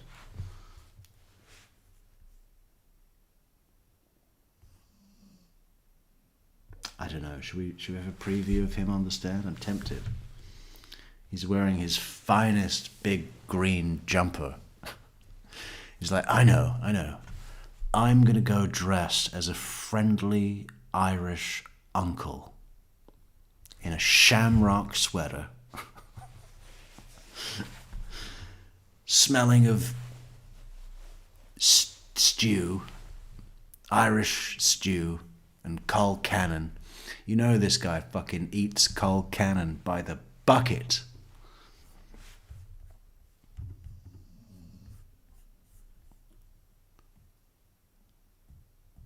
Okay, let's have a little look.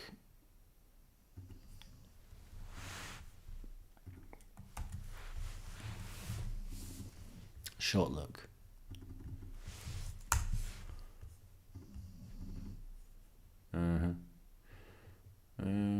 Where's Judge? Judge! I let everybody sit at the table, and I thought those microphones at the table would pick up what people were saying, but it didn't. I don't know if they were not on or it just didn't pick up, whatever. But now we're back to the body mic, so you'll be good. Mr. Guy, I think you'll do the same. So Mr. Guy, that's the prosecutor. So, Mr. Stroll, are you ready to proceed? So ready, Ryan. And is the state ready to proceed? Yes, sir. Mr. Stroll, your next witness. Sir, you can call Michael Dunn. All right, Mr. Dunn, if you'll stand up and come forward. And we've already had our conversation about your testimony. Yes, sir. And if you'll raise your right hand, the clerk will administer the oath. We solemnly swear or affirm that the testimony you give shall be the truth, the whole truth, and nothing but the truth, so help you God. All right, Mr. Yeah, ish. Yeah, mostly. Ish. Kind of. Dunn, if you'll come around and have... Did you see my shamrock tie? I'm like a leprechaun, but really big. Seat over here at the table, or at the witness chair. And at the attorney's request, we're handling Mr. Dunn being seated in the witness chair before the jury comes out. Is that correct, Yeah. Mr. Stroller? Yeah, you know, at the defense's request, we don't want the jury to see his 6'4", 270-pound frame and imagine it towering over a 17-year-old boy. Yes, Your Honor. And is that no objection from the state? All right, we can bring the jurors on in. Judge, you can stand. Jurors are entering the courtroom. Stand.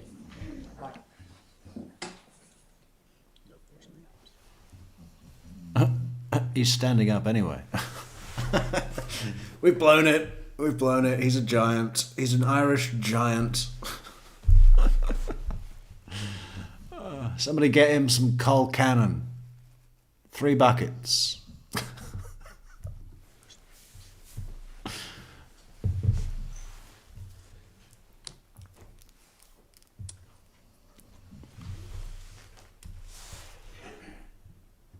Good morning, ladies and gentlemen, and welcome back.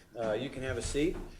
I apologize for a little bit of a late start, but we had some matters that we just had to tend to. Hopefully that it will mean we've streamlined a few things as we go forward. So rest assured that we were working while you were waiting for us. It's the Michael Dunn trial. Yeah, no, yeah, I think in the first 20 minutes of the video, we gave a full breakdown, sort of. Metrix style, anyway. It's good. It's great. Mr. Strolla, you ready to proceed? So ready, Your Honor. Stay ready to proceed? Yes, sir. And Mr. Strolla, your next. Oh, Mr. Stroller does this all the time, all the way through. Like, the judge will say, Mr. Stroller, are you ready to proceed? And Mr. Stroller says, so ready, Your Honor. All right, Chirpy. A simple yes will do. So ready. I'm chomping at the bit, Your Honor, because I'm prepared and I believe in what I'm doing. Witness. Thank you, Your Honor. We had called Michael Dunn.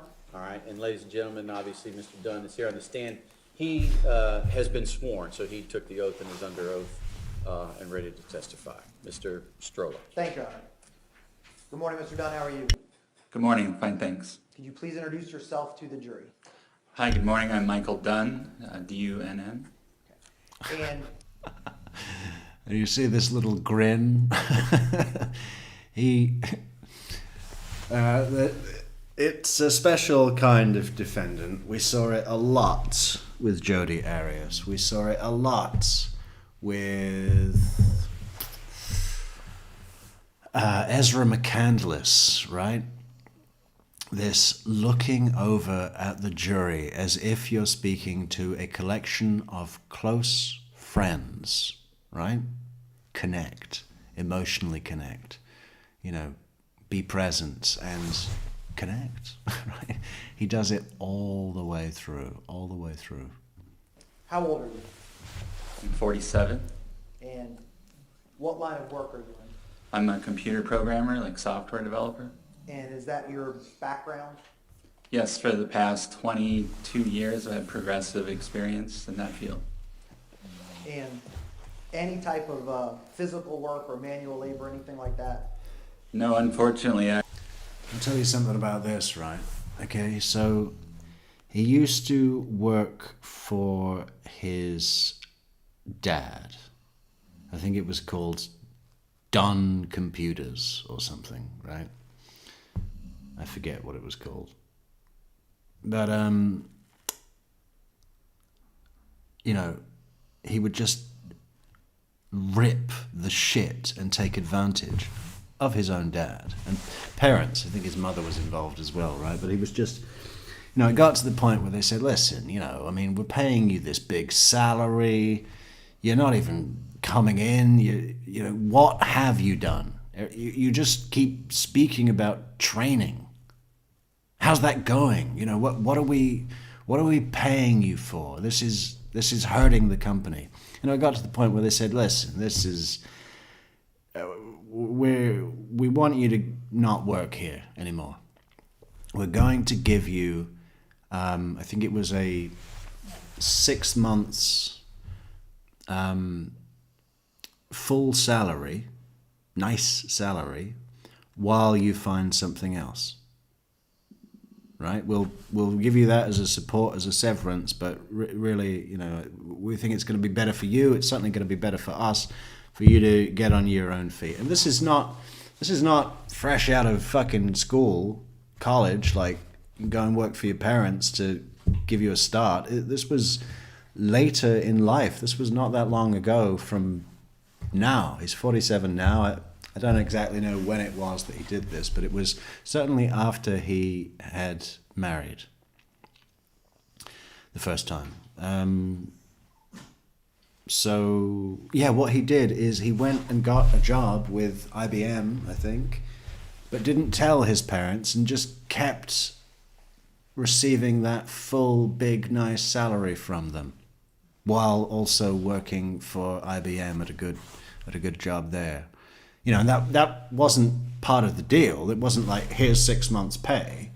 It's go and find another job, and we'll support you while you're doing that for up to 6 months. But obviously, if you find a job, let us know, and we'll that salary is just for when you need it. If it does take you 6 months, you know what I'm saying? It was like, if you find a job in a month, then we're not going to pay you for the next 6 months, 5 months. But he just didn't tell them and took the money. Oh. And he was the victim. He was the victim. I had a motorcycle accident as a young man, and I'm fairly sedentary, not too much sports, things like that.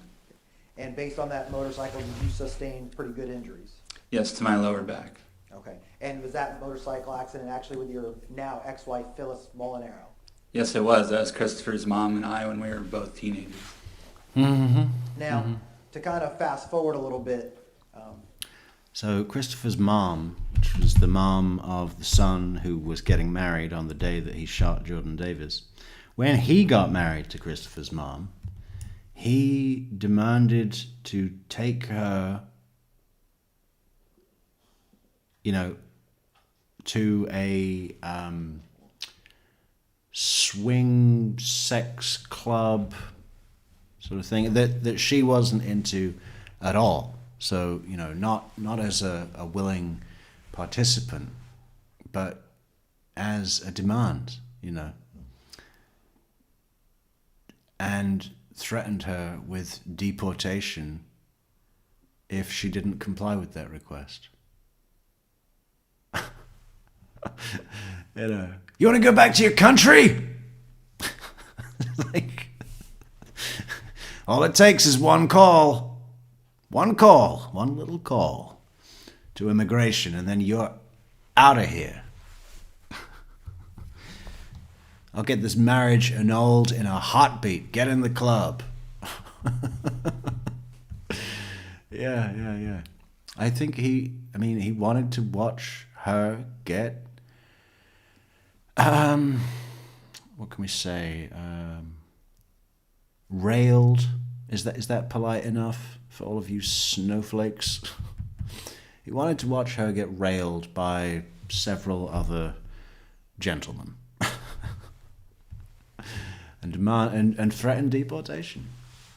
All it takes is one call. Get in the club. you still have Shasta can't believe it either. Shasta's like, oh my God.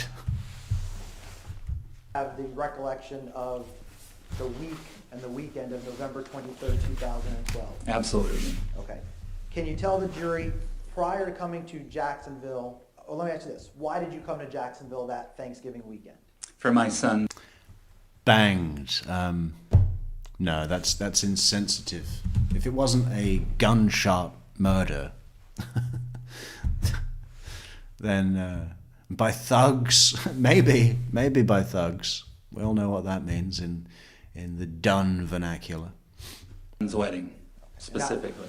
And that was Chris Dunn? Yes, sir. And did you make any arrangements with Miss Rower? Well, we came together. Well, okay, but did you make arrangements for the whole weekend? Oh, you didn't threaten her with deportation if she didn't come with you to the wedding? Did you make arrangements with Miss Ra? Well, we came together. We drove in the same car from our house where we live together. Yeah, is what I meant. Oh, absolutely. We were going to be up Thursday night to attend the wedding Friday. And then Friday night, we were going to, I'm saying it wrong, we were going to stay in town 2 nights. Saturday night, we were going to be in St. Augustine at a Shaky start. bed and breakfast that was also pet friendly. Okay. And you just mentioned pet friendly. Did you choose a hotel in Jacksonville? And he wants to say pet friendly as many times as possible because he wants the jury to know that he is pet friendly and child friendly.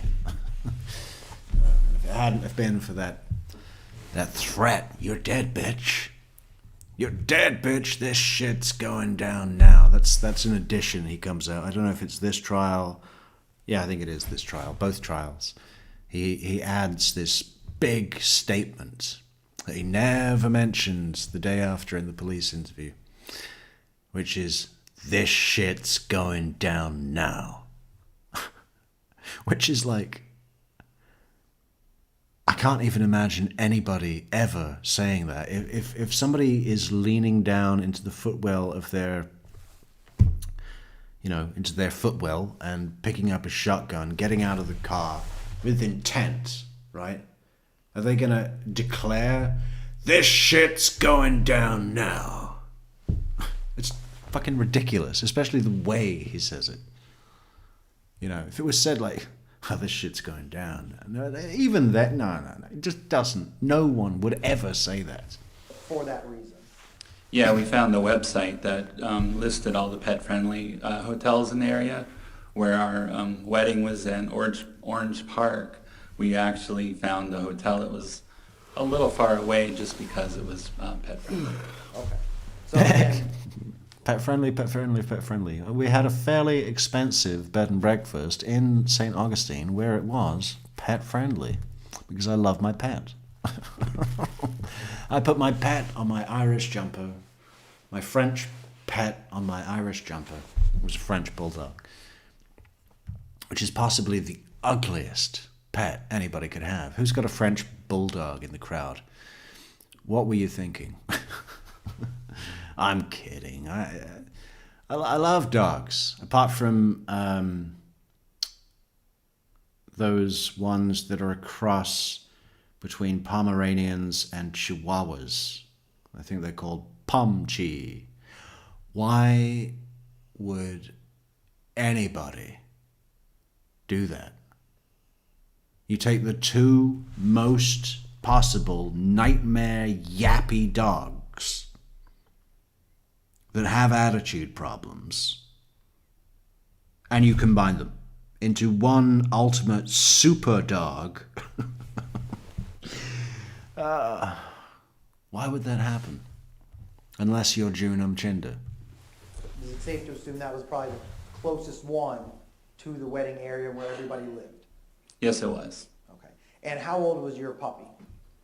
7 months old. That was at the time in 2012? Yes. And did you purchase that puppy? Did you adopt it? Was it you and Miss Rower's decision to get a dog together? Yeah, it was our decision together, and we purchased it. Okay. And how long had you been with Miss Rower?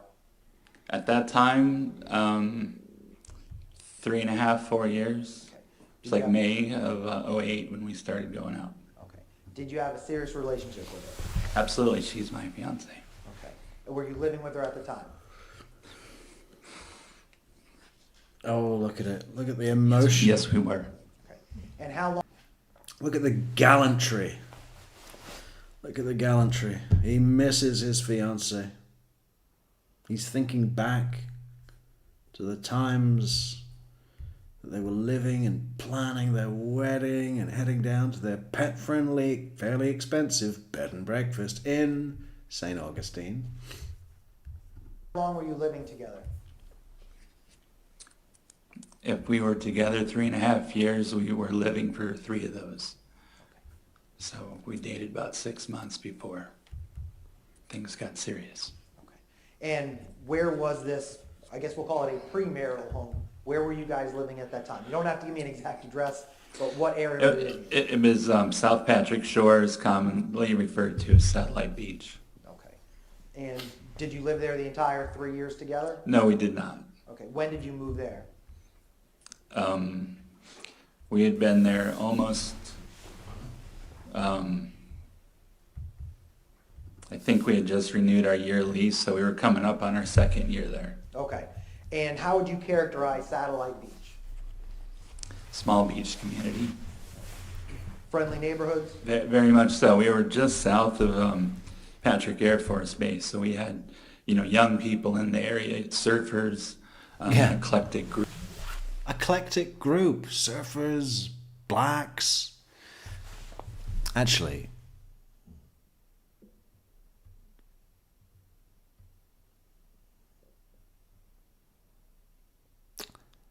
surfing and hiking isn't much of a black thing, is it?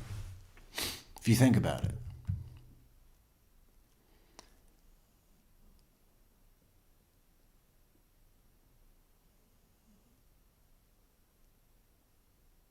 I don't think I've ever seen like a mountain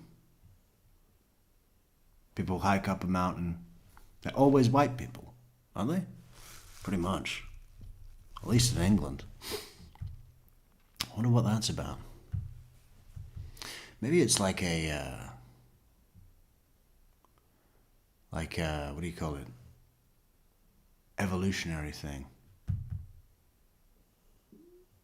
Don't know.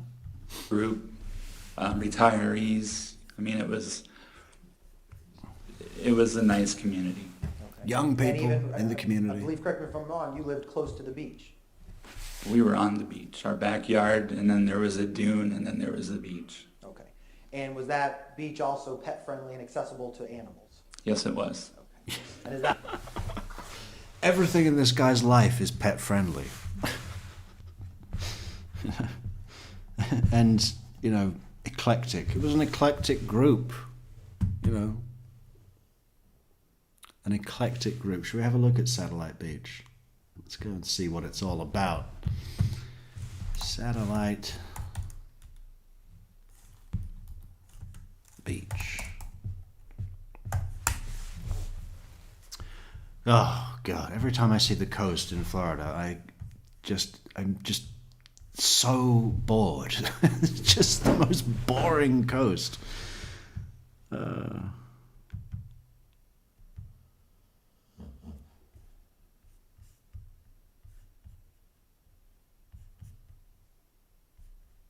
Brevard County.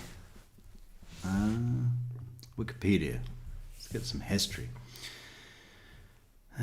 Satellite Beach is a coastal city in Brevard County, Florida, United States. The population was 11,226 in 2020. Blah, blah, blah, blah, blah, blah, blah. Satellite Beach is part of the Palm Bay, Melbourne, Titusville. Titusville, somebody just said he's working with Elon Musk. That's where the SpaceX operation is. Oh, they don't have anything about the history. Oh, here we go. Fauna. Oh, they have green sea turtles. Maybe Michael Dunn is going to tell us a story about when he rescued a sea turtle. It was lying on its back, couldn't get up, so I ran over there and flipped it. But I did it too much, and it died. and some onlookers accused me of murdering it. Satellite Beach became incorporated in 1957 by Percy L. Hedgecock and his brothers. 2010, the city began planning for a rise in sea level resulting from climate change. As of 2011, volunteers have provided more than 10,000 hours each year to youth and public service programs. In 2011, the city became one of the first areas in the United States to install solar panels on municipal buildings. Well, that's a good idea. Is that not a thing that you do? That's everywhere here. You know?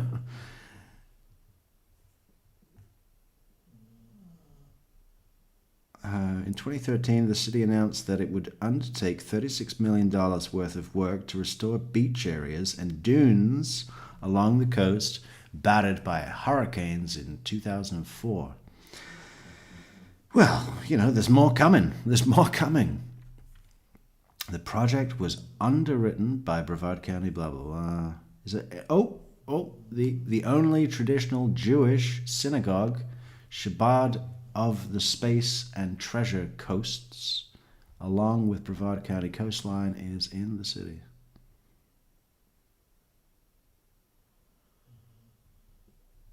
So an eclectic group. He's got Jews, blacks, surfers, solar panel technicians. Oh, Aaron Brockovich gets a mention. In the summer of 2018, Aaron Brockovich hosted a town hall to address citizens' concerns that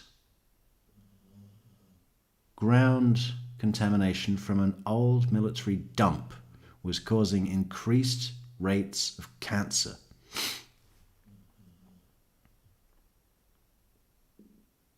That was in 2018? When was the movie? The movie was in like 98, wasn't it? Let's check. I love that movie. It's a great movie. It's one of the only movies with Julia Roberts that is awesome. I mean, you know, not to take anything away from Julia Roberts. I mean, she's fine. She's fine. But Erin Brockovich, she's really cool. That's all you got, lady. 2 left feet and fucking ugly shoes.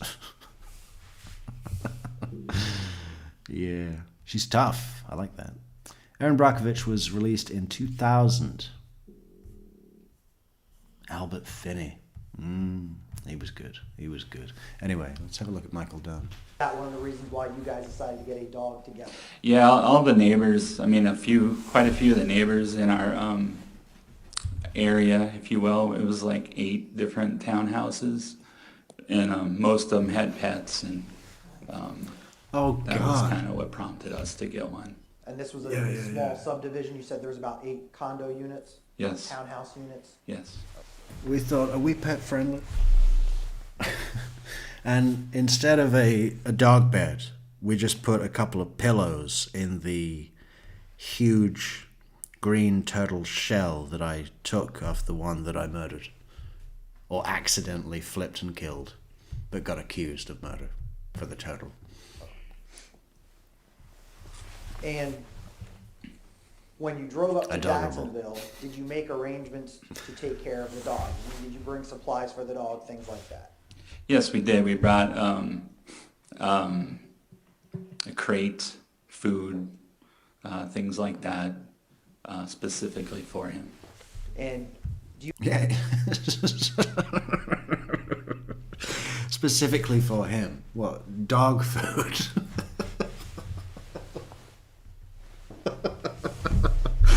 We were so pet friendly that we brought a pet friendly crate and pet friendly dog food. Specifically for him. That we weren't going to touch. We had pizza and oh. I wonder what that fucking dog... I always think about the dogs, you know, in these cases. Little Dieter in the Chris Watts house, trying to tell police, it was him! It was him! Don't leave me alone with him! I saw the whole thing! Don't leave me alone with this guy! I can't believe I'm alive right now and I want to stay that way. Arrest him! Dieter was trying to tell police all day about Chris Watts. But what are they going to say? In other cases, you know. But what was Charlie going through? The tension. You know how dogs have this really like sense whether there's a good vibe or a bad vibe. I mean, the fucking tension over this pizza and rum. Do you think Michael Dunn is the kind of sick asshole that dips a slice of pizza in rum? I bet he's tried that at least once. You have children? They're all grown. Okay. Does Miss Rower have children? Yes, they're all grown as well. Was this dog kind of your guys' child? Yes. Okay. And what was his name? Uh-oh, crying. His name is Charlie. And obviously, you were Okay. close with Charlie even after 7 months with him? You see, Jerry, I love my wife, I love my fiance, and I love my pet-friendly dog. And I love my turtle shell that my dog sleeps in. His trophy bed. And I love my eclectic neighborhood. I love diversity, you know, and building relationships across cultures. Did I tell you that we brought the food for the dog that was just for him? Yeah, if I worked from home, of course, he was with me. But when I would, even when I would go into the office, I would take him. And what kind of dog is Charlie? He's a French bulldog. What size is he? He's very small. I mean, at 7 months old, he was maybe 15 pounds. I think he's pushing 25, 30 now. Okay. And did you guys have any issues coming up to Jacksonville, driving up and checking into the hotel? None at all. Okay. At some point, did you bring alcohol with you into the hotel with Miss? Yeah, that's a great moment, Chobo Dasmu. Chobi Dasmu. When Jodi Arias is being interrogated for a vicious attack and murder, and then takes the opportunity in that interview to apologize to a dog that she hasn't seen in what, 15 years? Almost 15 years.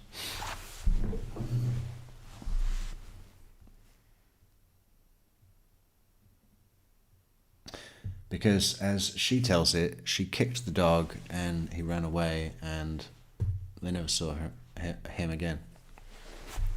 And I have my doubts about that. I think you have to kick a dog pretty fucking hard for it to run away and never come back. There must have been something else going on. She was torturing that dog every day, right? And not with abuse, not with physical abuse, just by, constant text messages, emotional demands, accusations, trust issues. If Travis could run away, he would have done. Route. Yes, we did. We brought our own quote-unquote supplies. Okay. And obviously... Yeah, let me translate what that means. We brought our own quote-unquote supplies. There were no clothes in my suitcase. It was just booze. It was like a portable bar of rum and mixers and, some of those little paper umbrellas because I like to feel special. Our own tumblers. I have my own tumbler that I had engraved with my name. I call it Dunn's Tumbler. Dunbler.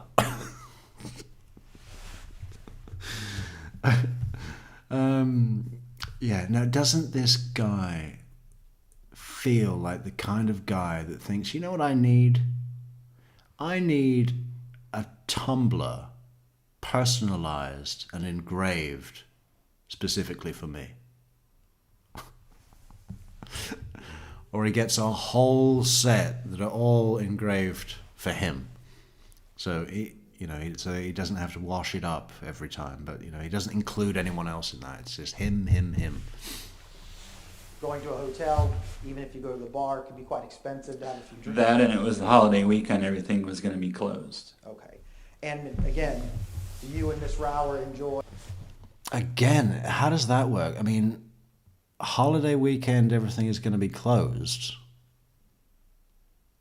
What, a bar in a hotel on a holiday weekend? I mean, on a holiday weekend, that's when people go to a hotel.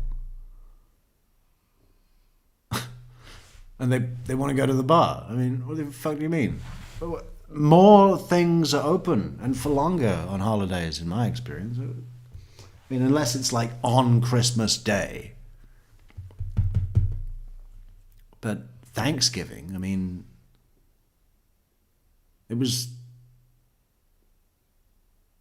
murder was on the Friday, and then they were going to St. Augustine on the Saturday. I mean, stuff's not going to be fucking closed, is it? You got the Thanksgiving on the Thursday, everything is open Friday, Saturday. Obviously. Because it's a holiday weekend, even more so than usual. Enjoy adult beverages while you have dinner, watch TV, things like that. Charlie is a French bulldog, 7-month-old. Shasta scholar. Yes, we do. Okay. Obviously, again, we heard some discussions about you. Where did you grow up? In the Florida Keys. Okay. Comparing yourself drinking back as, growing up as a teenager in the Keys to now, a little bit different? Very much so. Okay. Now, do you hold a pilot's license? Yes, I do. Okay. And how long have you had a pilot's license? So I could have easily fled the country if I thought that I was guilty, which I'm not. And I am also pet friendly. My CWP is pet friendly. My cockpit is pet friendly. We have his little water bowl in there and everything. So we even have a little, leather helmet mask thing that they used to wear in biplanes, and we put that on the dog for photo opportunities because we think it's cute.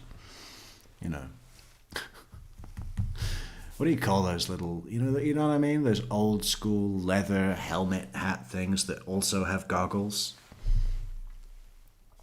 I'm just imagining him and Charlie the dog in a two-seater biplane,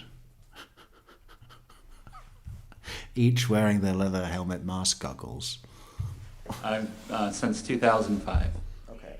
And how would it affect your pilot's license if you had too much to drink or got in trouble for drinking?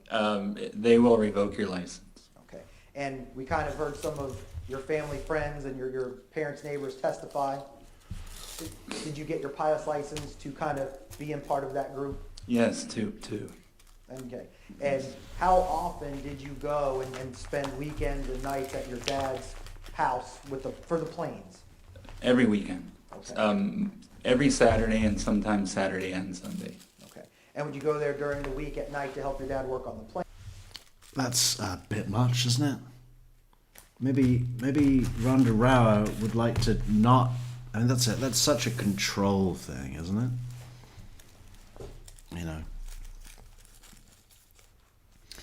Yeah. Come and hang out with me and my father and my family and the rest of the aviation community all weekend, every weekend. And you're gonna like it. Otherwise, deportation. All it takes is one call. Acapella! How you doing, Acapella? Acapella, good to see you, friend. Where you been? Yeah, no.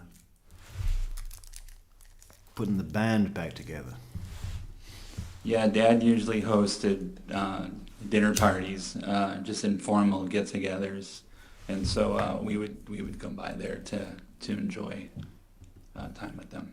And would that also include holidays? Would the community kind of get together for holidays even? Yeah, it's a fairly tight-knit group. If they weren't at Mom and Dad's house, they would be at somebody else's house, but it was the same crowd of people going from house to house. Okay. The day of your son's wedding, did you wake up and pour any drinks? No, we did not. Prior to driving over there, did you pour yourself a drink? No. Okay. Had Miss Rauer, your fiance, ever met that kind of side of your, I guess, former, your ex-wife, her in-laws, things like that? She hadn't met anybody, but she had seen pictures of Christopher on Facebook, things like that. Okay. But hadn't met him in person. Okay. Kind of nervous experience? I was going to add that she was very apprehensive of meeting them. Was that because of how she thought maybe she wouldn't be received? Exactly. She was worried about that. Any issues at the wedding? Did anybody have any apprehension with welcoming Miss Rauer as your fiance? No, they made her feel very welcomed. And then obviously you heard your ex-wife testify. Yes, I did. And that was Phyllis Molinaro? Yes. Okay. Same thing. Were there any concerns even with your ex-in-laws, your ex-brother-in-law, ex-mother-in-law, any type of animosity or hard feelings? Towards me? Yes. No, everybody was happy to see me. I was happy to see everybody. It was, it was a nice time. Okay. At any point in that evening, did you have an alcoholic beverage? Yes, I did. Okay. How many do you recall having? Not many. I mean, they were small, so if I had a couple, it was, I would say Rhonda's characterization of 3 to 4 is probably accurate. Okay. And again, we kind of see the little small styrofoam cups in here today.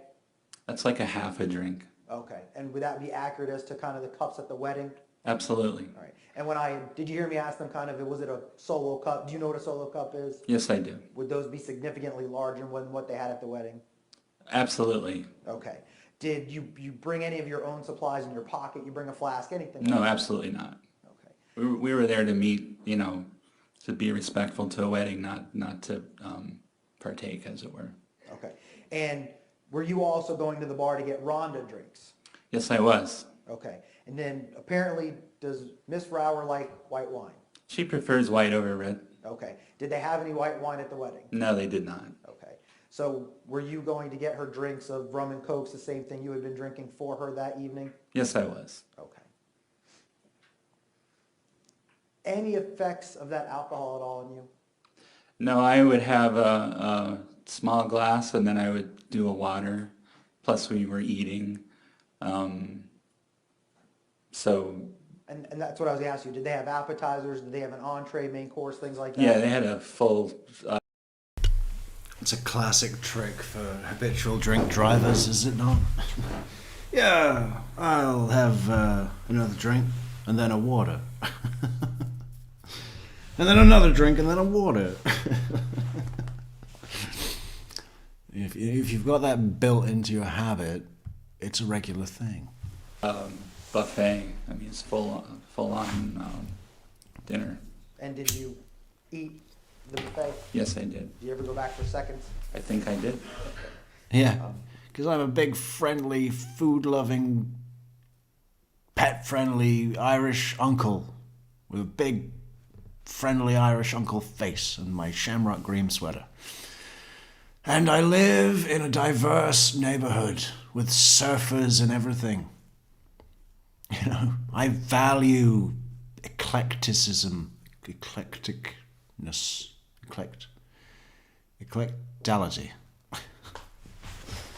At that time, were you working out or anything like that, any type of physical fitness?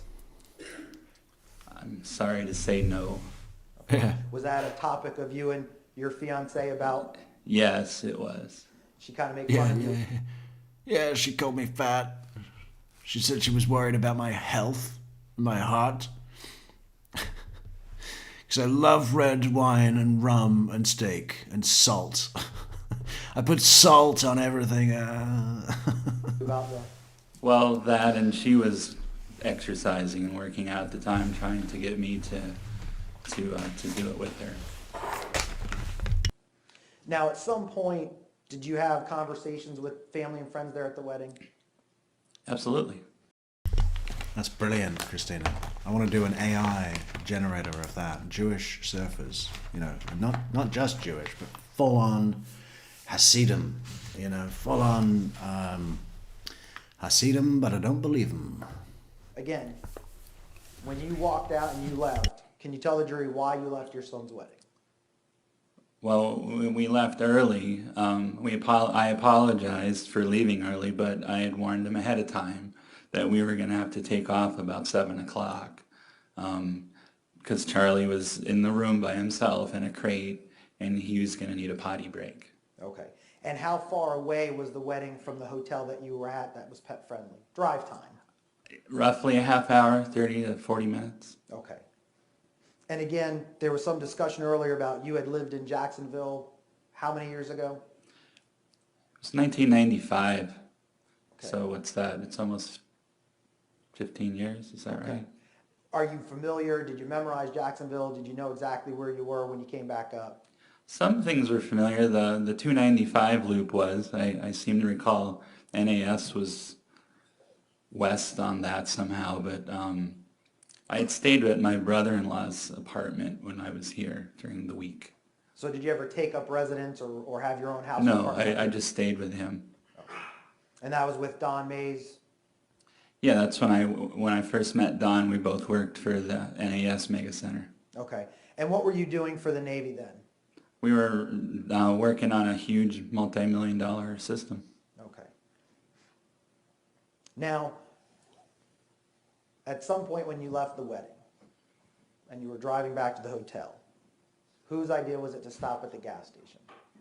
Rhonda wanted to get a bottle of white wine.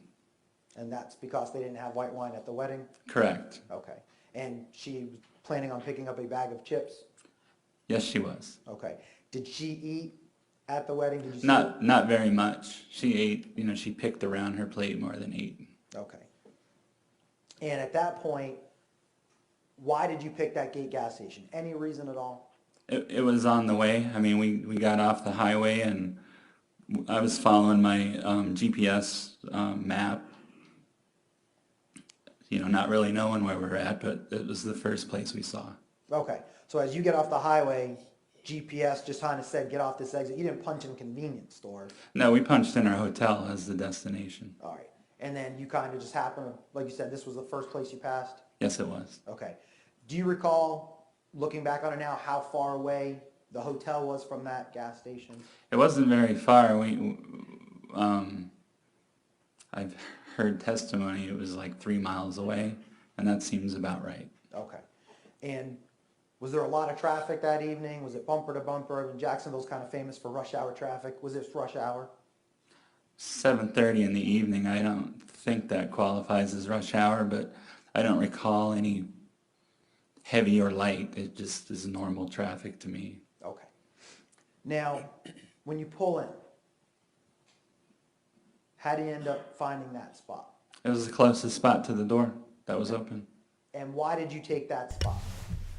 I don't recall any light or heavy traffic. It was normal. It was normal, pet-friendly traffic. And what kind of open bar?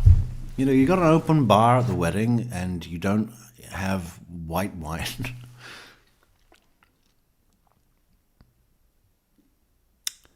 I mean, why? You've got red, you've got rum, I presume beer, just not going to have the one drink that Rhonda Rauer, no H, multiple H, likes. Anyway, we are just about at 4 hours. Maybe we should come back tomorrow to finish up. Oh man, there's so much good stuff to see, Michael Dunn. There's so much coming, guys. There's his testimonies. There's the testimonies of the 3 remaining young guys that were in the car with the guy that got shot. There's brilliant witness testimonies. There's this. Man, wait till we get to some of those, because it's going to be brutal. Then closing argument, opening statement. There's a lot to take in. I don't know how we're going to do it all in a time conscious manner, but maybe I can prep it tomorrow. Speaking of which, please do support the channel on paypal.me/True Crime Metrix, because that's a really important thing to do. That is such an important thing to do, right? And we can only do the channel with you, because YouTube are cunts. But we're not cunts, and we don't intend to become cunts. But we must stop, or maybe we'll do 5 more minutes. So we didn't have far to walk to the door. Red rum, he says. Classic. And you knew Miss Rauer was going to get out to go buy wine and chips? Yes, that's correct. That was our purpose. Okay. And Miss Rauer's door actually would have been closest to that sidewalk. Okay, that's his father. Look at his father. He looks like like if you put a big white hood on his head right now with just 2 eye holes. What do you call those guys? The The Grand Wizard of the Ku Klux Klan. The Grand Wizard. Why are they called that? I'm the Grand Wizard of the KKK. I mean, God, doesn't he look like someone who's who's not into eclectic living?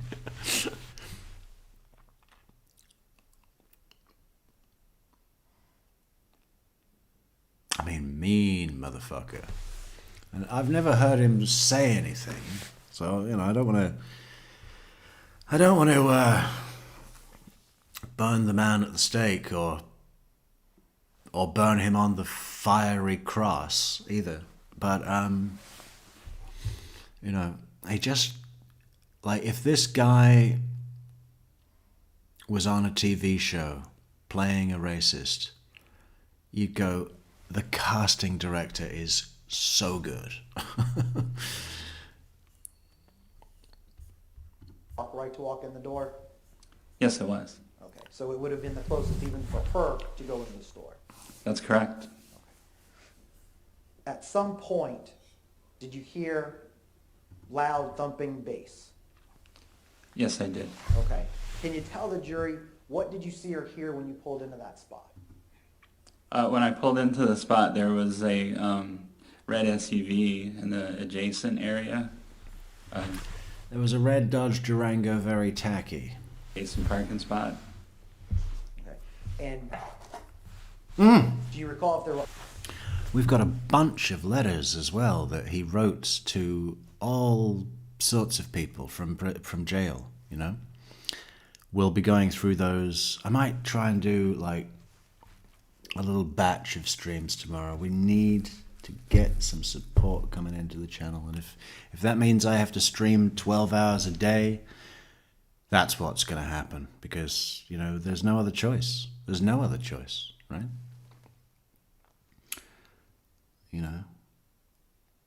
Maybe it's time to move on from Eastern Standard Time. Maybe it's time to go to Mumbai and focus our energies on Mumbai. And Patagonia. Yeah, well, Patagonia would be the same time zone as what? Colorado. So that's no good. Yeah. Istanbul, maybe. Lebanon. Yeah. Maybe we'll do like a 24-hour stream, and whatever time zone supports the channel the most, that's where we're going to set up our flag. Because it is tough. It is tough to do Eastern Standard Time. It just, I have no idea what day it is.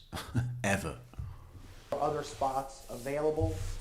I don't recall. I think there was some very far away, like extreme left.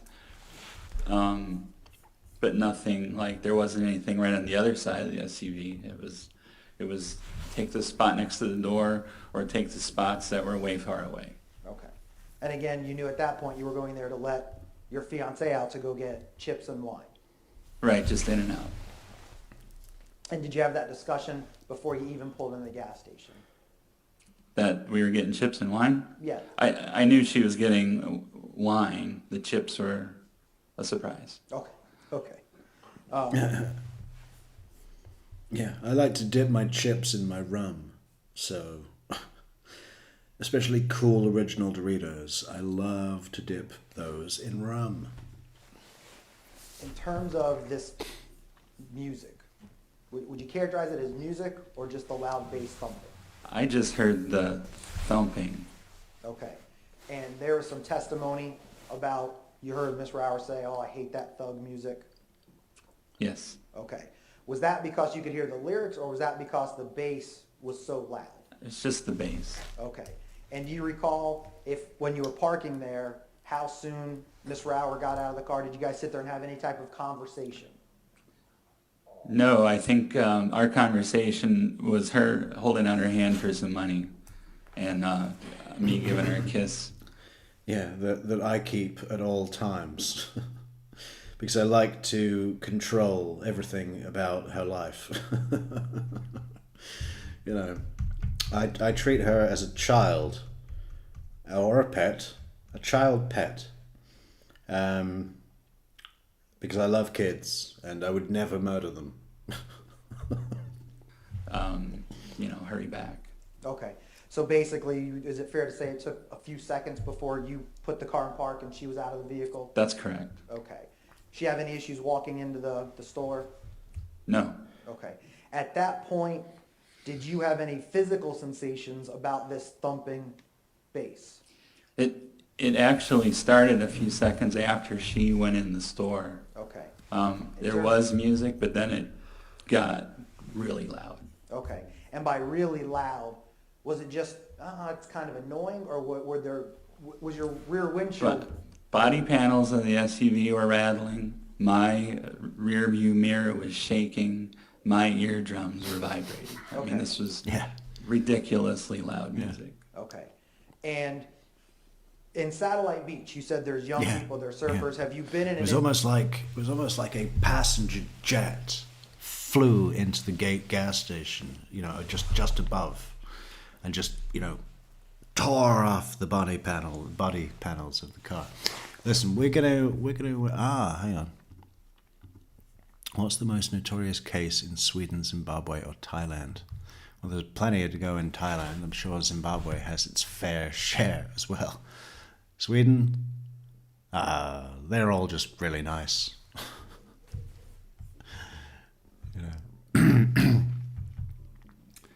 Anyway, we should cut it off. We should cut it off and come back. Come back tomorrow. Come back again. And, yeah.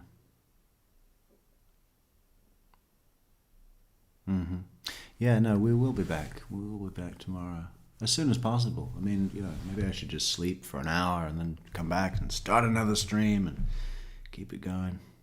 Keep it going. Keep it going. Keep the support coming in, right? I mean, because,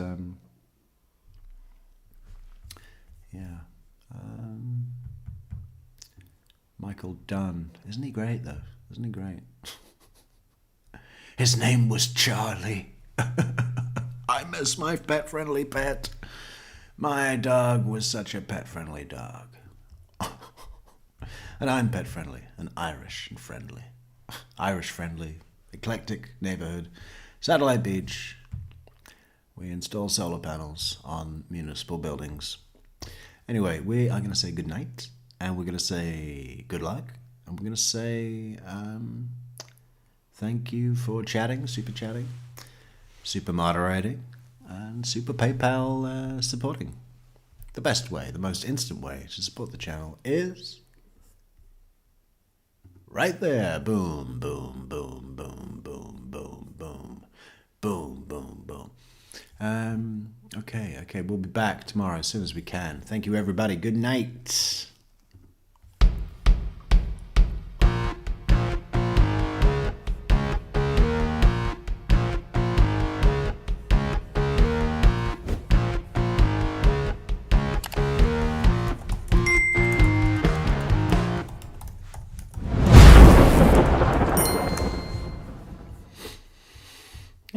Like a glove.